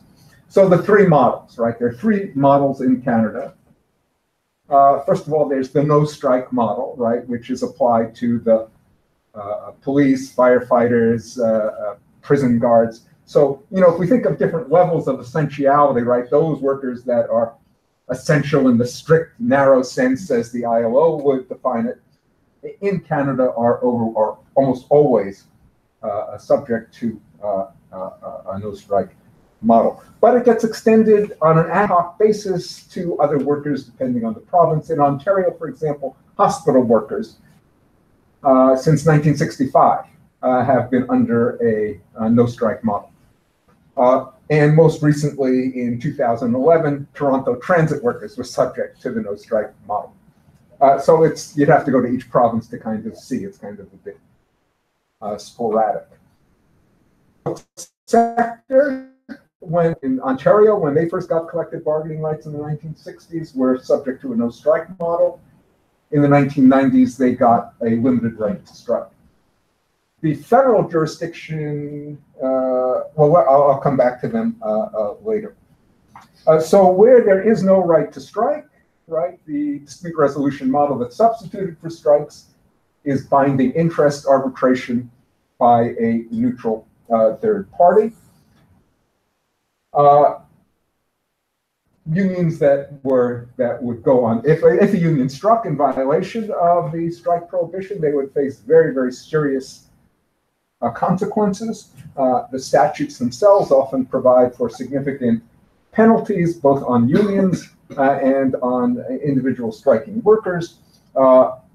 Illegal strikes, you can go to the labor board, they'll issue a no-strike declaration. That's the equivalent of a court order. If you continue to strike after that's occurred, you're now in contempt of court. You can face civil or criminal contempt charges. Union leaders have gone to jail for refusing to order their members back to work in illegal strikes. The employer can impose disciplinary actions on individual workers. And indeed, if there are economic losses, then the employer could have an arbitrator against the union, and they could get damages against the union.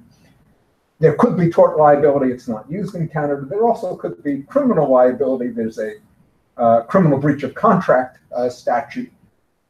But again, that's really not part of the picture. The model is very effective in terms of preventing strikes. Unions subject to the no-strike model almost never go on strike in Canada. The stakes for them are exceedingly high if they do, severe penalties. But they're also, because they have access to arbitration, right, many of those unions have actually done quite well, and there are empirical studies that demonstrate that there's a wage premium that's associated with arbitration. And so, in fact, and I think Monty averted to this, governments now are not keen, right, about arbitration. And so, when governments started to go into a neoliberal turn, then they started to attack the model, deviate from the model, in a way to produce results that would be more favorable to government interests. They did that by manipulating who could get appointed as an interest arbitrator. So instead of industrial relations specialists, they tried to substitute judges, and there was a lot of problem. In fact, the Supreme Court of Canada ruled that that was a patently unreasonable thing for the government to do, and so they were forced to stop. And then they've also tried to tilt the arbitration model itself by requiring arbitrators to take into account certain kinds of factors, right, that particularly economic considerations, right, of the government fiscal that could be used by arbitrators to hold down wages. So that's the first model. The second model is the designated or limited strike model. Sounds in some ways very similar to what Roberto described for Brazil. That applies in the federal public sector. There's an interesting provision model. The union can decide whether it wants to go under the no strike arbitration regime or the designated limited right to strike regime. And a large percentage of federal public sector bargaining units have opted for arbitration, right? Because arbitration has generally been working well for unions. Where they choose for the designated model, then there's the requirement, right, for the parties to negotiate strike services agreement. If they're unable to reach agreement, then they go to the labor board, and the labor board has the to determine what the content of that agreement will be. And of course, what unions have is if they're going to reach a situation in which the level of designation is going to get so high that their strike is going to be ineffective, right, then they'll choose arbitration. Because a model in which you can strike but ineffectively strike, right, is one that's going to leave you in a disadvantageous situation. Again, unlawful strikes are exceedingly rare, and the same kinds of penalties, right, that would exist for strikes, and the no-strike model would apply to unlawful strikes under the designated strike model. Here again, there have been governments with a neoliberal agenda have tried to alter the model to tilt it in favor of the government's interests. The most outstanding example of that was we had a conservative federal government, and in 2013, they modified the Public Service Labor Relations Act to give the government the unilateral authority to determine essential services and staffing levels, effectively taking almost any power away from the labor board. So governments could decide basically to declare almost anyone, right, an essential service worker and deprive them of the right to strike. And because they didn't want them to go to arbitration, they only go to arbitration if 80% or more of the bargaining unit was designated as essential service workers. So it's severely limited access to arbitration. And in where unions got to arbitration, it tried to tilt that process by saying that arbitrators must give preponderant, not just the list of factors, but preponderant weight had to be given to Canada's fiscal circumstances in relationship to the government's stated budgetary objective. Now, they use that language because in the past, ability to pay would appear in these statutes. But arbitrators have generally said ability to pay is kind of meaningless in the context of the public sector because the government can always increase taxes. it's completely artificial for the government to say that we can't pay. It's your fiscal policies that determine whether or not you can pay. Well, here they obviously tried to say, well, that's not right. You have to take our fiscal policies as a given and use them. So that was a very sort of aggressive approach to trying to alter this designated limited strike model. And the current liberal government is in the process of repealing that, bringing it back to the older law. I don't know why it is taking them as much time as it is, but they're kind of dragging their heels on that, but they've promised to do it. And in fact, they actually have no choice, because what the federal conservative government did was not so different from what the Saskatchewan government had done, and it was that act that was held to be unconstitutional. So in terms of constitutionality, right, governments, in order to, basically any law that restricts strikes is on its face a violation of the right to strike. And therefore, in order for it to withstand a constitutional scrutiny, the onus is on the government to show that the limitation on the right to strike is demonstrably justified in a free and democratic society. And so in order to do that, they have to do two things. They have to show, first of all, that they had a substantial and pressing objective. So that goes to the question of, were they protecting something that was an essential service? Interestingly, there's already a lower court judgment that says that a mere economic concern is not a pressing and substantial objective. So if the government is acting simply for financial, for fiscal restraint, that will not justify an interference with the freedom to strike. And secondly, even if you have a pressing and substantial objective, you have to show that the measure that you've adopted is minimally impairing. Okay, so in terms of minimally impairing, for example, if the government takes a designated strike model and says we get to unilaterally determine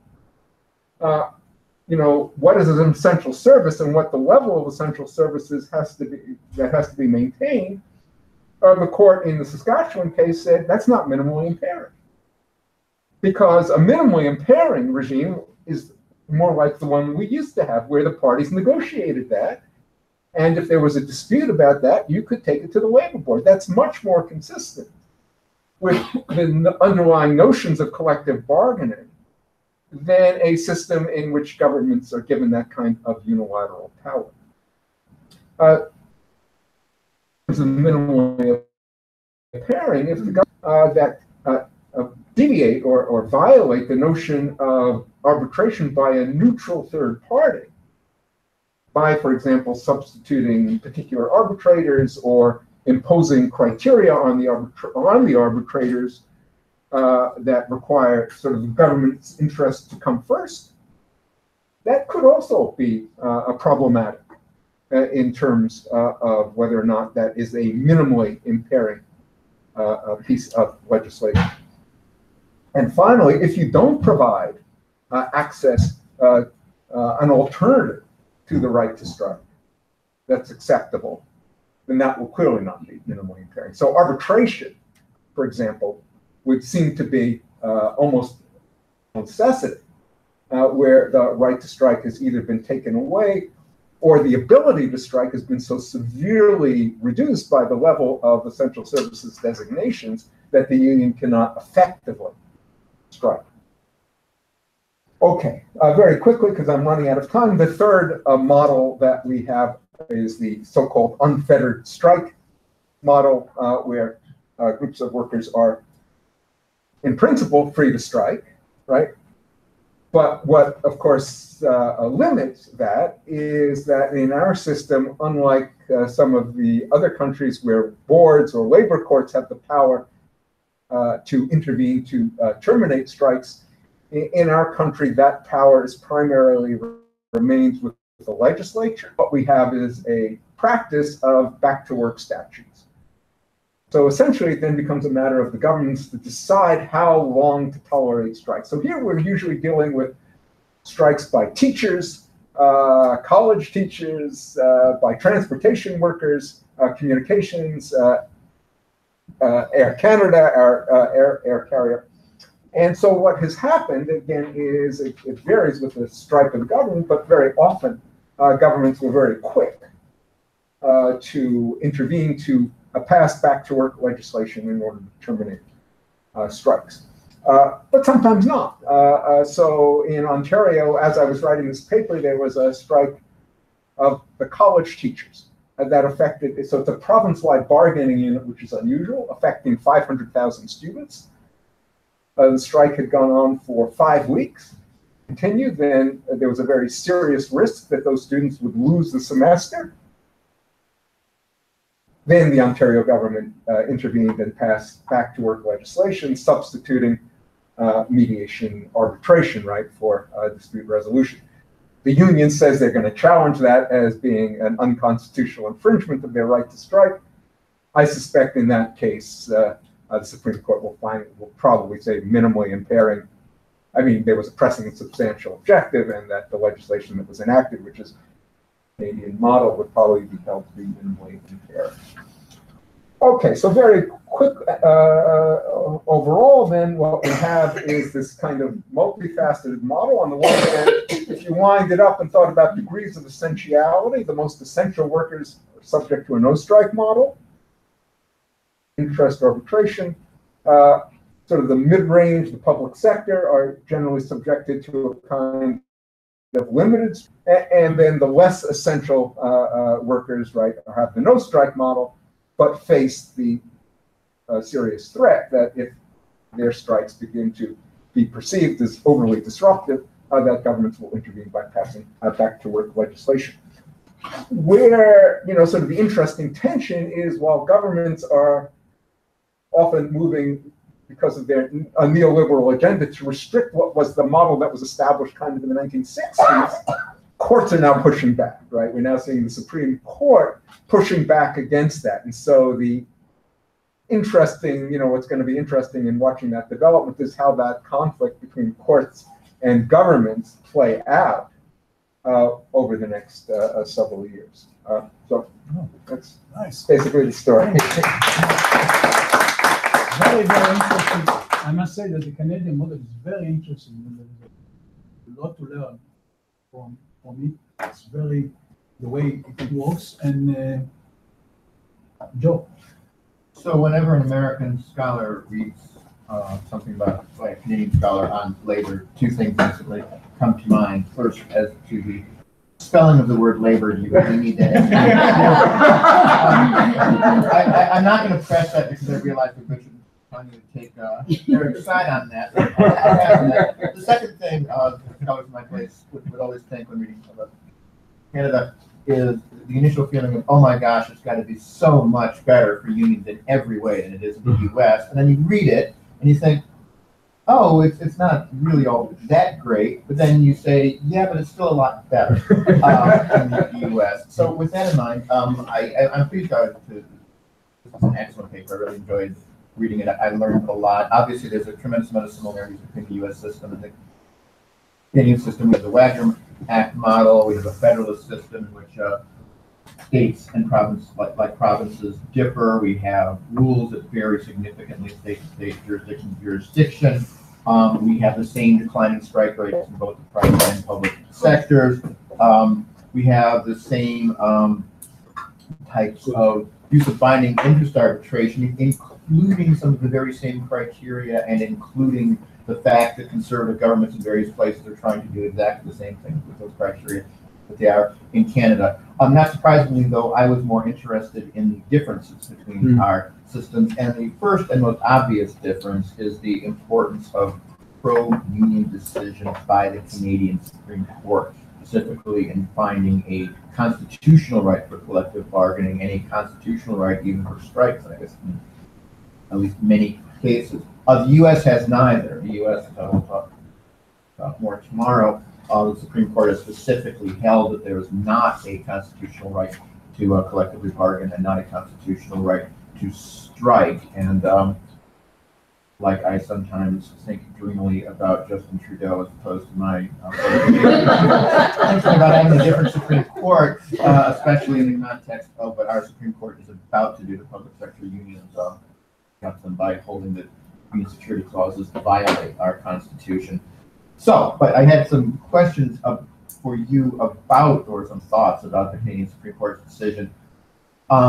You're understandably reticent in your paper to offer specific types of predictions about how this will play out in the future, which seems to me wise, but I was wondering if just among some of us friends here, not putting it in print, you would make some more specific predictions about particular types of cases that might arise in the future, especially under the strike provision. I mean, the language is so broad and gives courts so much discretion.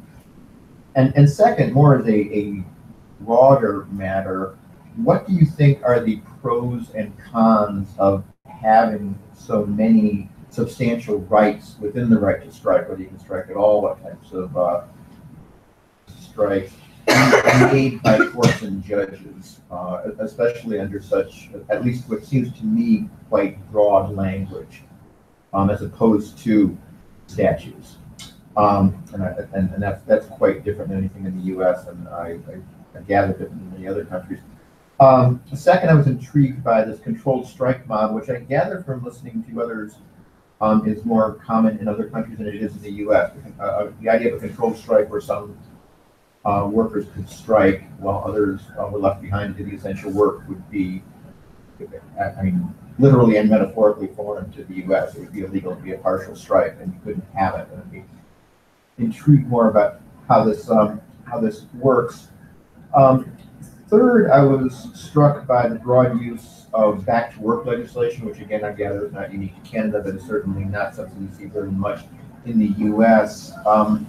Obviously, this is done by the legislature, and I think it also raises a related question about where in the locus of government the power to regulate labor relations is placed. I gather from your paper you are personally not particularly sympathetic to the ways in which this back-to-work legislation has been used in Canada, and I wondered if you thought there were any solutions or possible improvements to that. Fourth and finally, because I know we're going to have too much time, both the U.S. and Canada, as you mentioned, have seen great declines in strike rates in both the public sector and the private sector.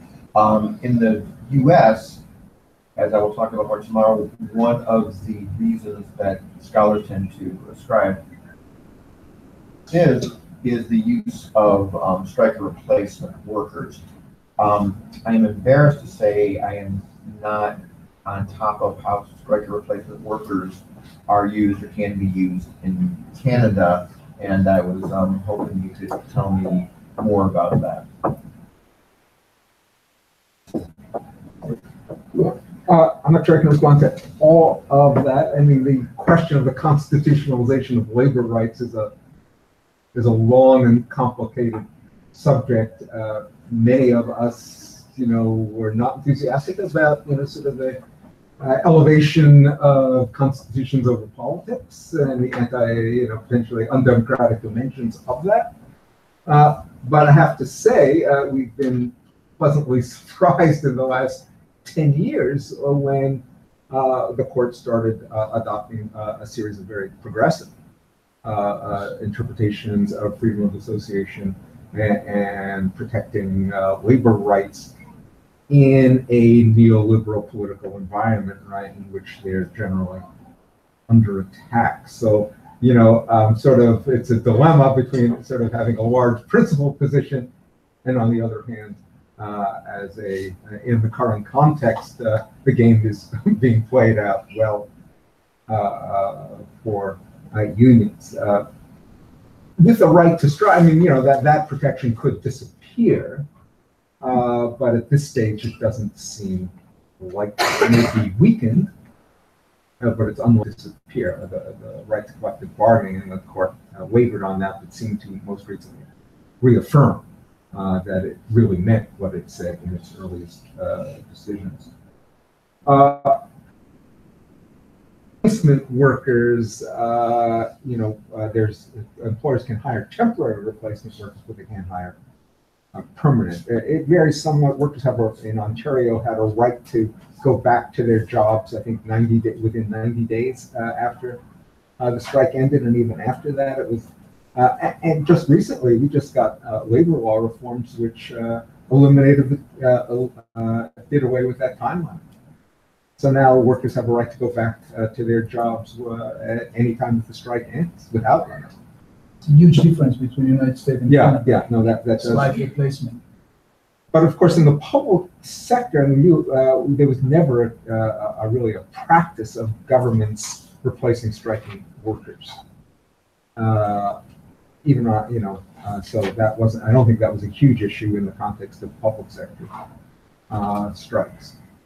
And in terms of back to how you end strikes, legislation might be the best if you're going to have that kind of a measure. Legislation it might be better than giving. I mean, we in our federal private sector legislation, there's an extraordinarily broad power that's given to the federal minister of labor to intervene and effectively order strikes to end. It's almost never been used. It was used once by the last conservative government, very controversial.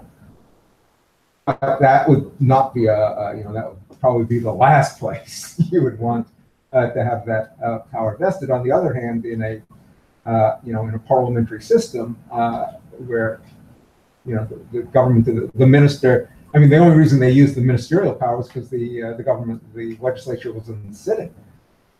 So that it was complicated to call everyone back to pass back to work legislation. So it really doesn't, it doesn't necessarily make that big a difference. Maybe leaving it with a labor board, but it's really hard to know as an abstract question. I think you'd have to have a better understanding of the particular institutions of the jurisdiction to make a judgment about that. Any more? No? Okay, thanks. Really, it was so now we are going to Germany. Monica, please. Yeah. Okay, so the specificities of the German system. Well, when we start from having a civil law system, then you would expect that there are statutes on each and every topic. And that is the case in Germany, but for the right to strike, which is totally unregulated at all. Therefore, this is all back to judge-made law. And of course, judges need something to base the decisions upon, and that then would be also a constitutional clause. So we do have a right to organize and to bargain collectively in the Constitution, and from there, very much like at the international sphere, the right to strike was developed by court decisions by the Federal Constitutional Court and the Federal Labor Court, and from there trickling down to the first instance courts. So what we have is a very rich case law on each and any level, and that makes things so difficult to explain. So let's start from the principle. The principle would mean, as the constitutional guarantee for organizing and bargaining collectively is specifically given to every person and every profession, that would mean, in principle, everybody would be covered. But of course, from the court cases, there came several exemptions. Let's start by this law in the books or in the decisions aspect, and then come back to the problems on the ground later on. So in principle, everybody is supposed to have the right to strike. But of course, there are limits to that, and these limits come from the fact that under the Constitution are, of course, different rights. And the rights of employers, they have to be balanced against the rights of employees. And there are specific type of employers that have specific rights. And in Germany, that relates primarily to the religious institutions. If you now come to think of priests, that would be totally wrong. That's not the problem. There are not too many of those. But the religious institutions, they have set up a lot of services that can be essential services, like caring institutions for the elderly, for the handicapped, like kindergartens, like they are the second largest employer in the country. And they are financed by public money. So the question is, why shouldn't they then apply the regular labor law? No, they have constitutionally given their independent right to organize their belongings themselves. So they can decide that there is a community of interest of the service covered by this religious idea of devoting your service to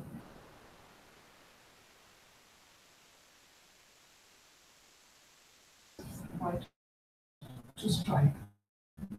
This is the first exception. Then, of course, it is very difficult for the courts to balance this idea of a potentially guaranteed right to strike for everybody, and on the other hand, the constitutional right of the religious institutions saying that they are allowed to organize their services as they want from their religious perspective. And so what the court did, that was a very long development, taking time and years and decades to develop. But since 2012, we have had Federal Labor Court decisions saying that from now on, there must be compensation. And that amounts to the fact that they need to have really impartial institutions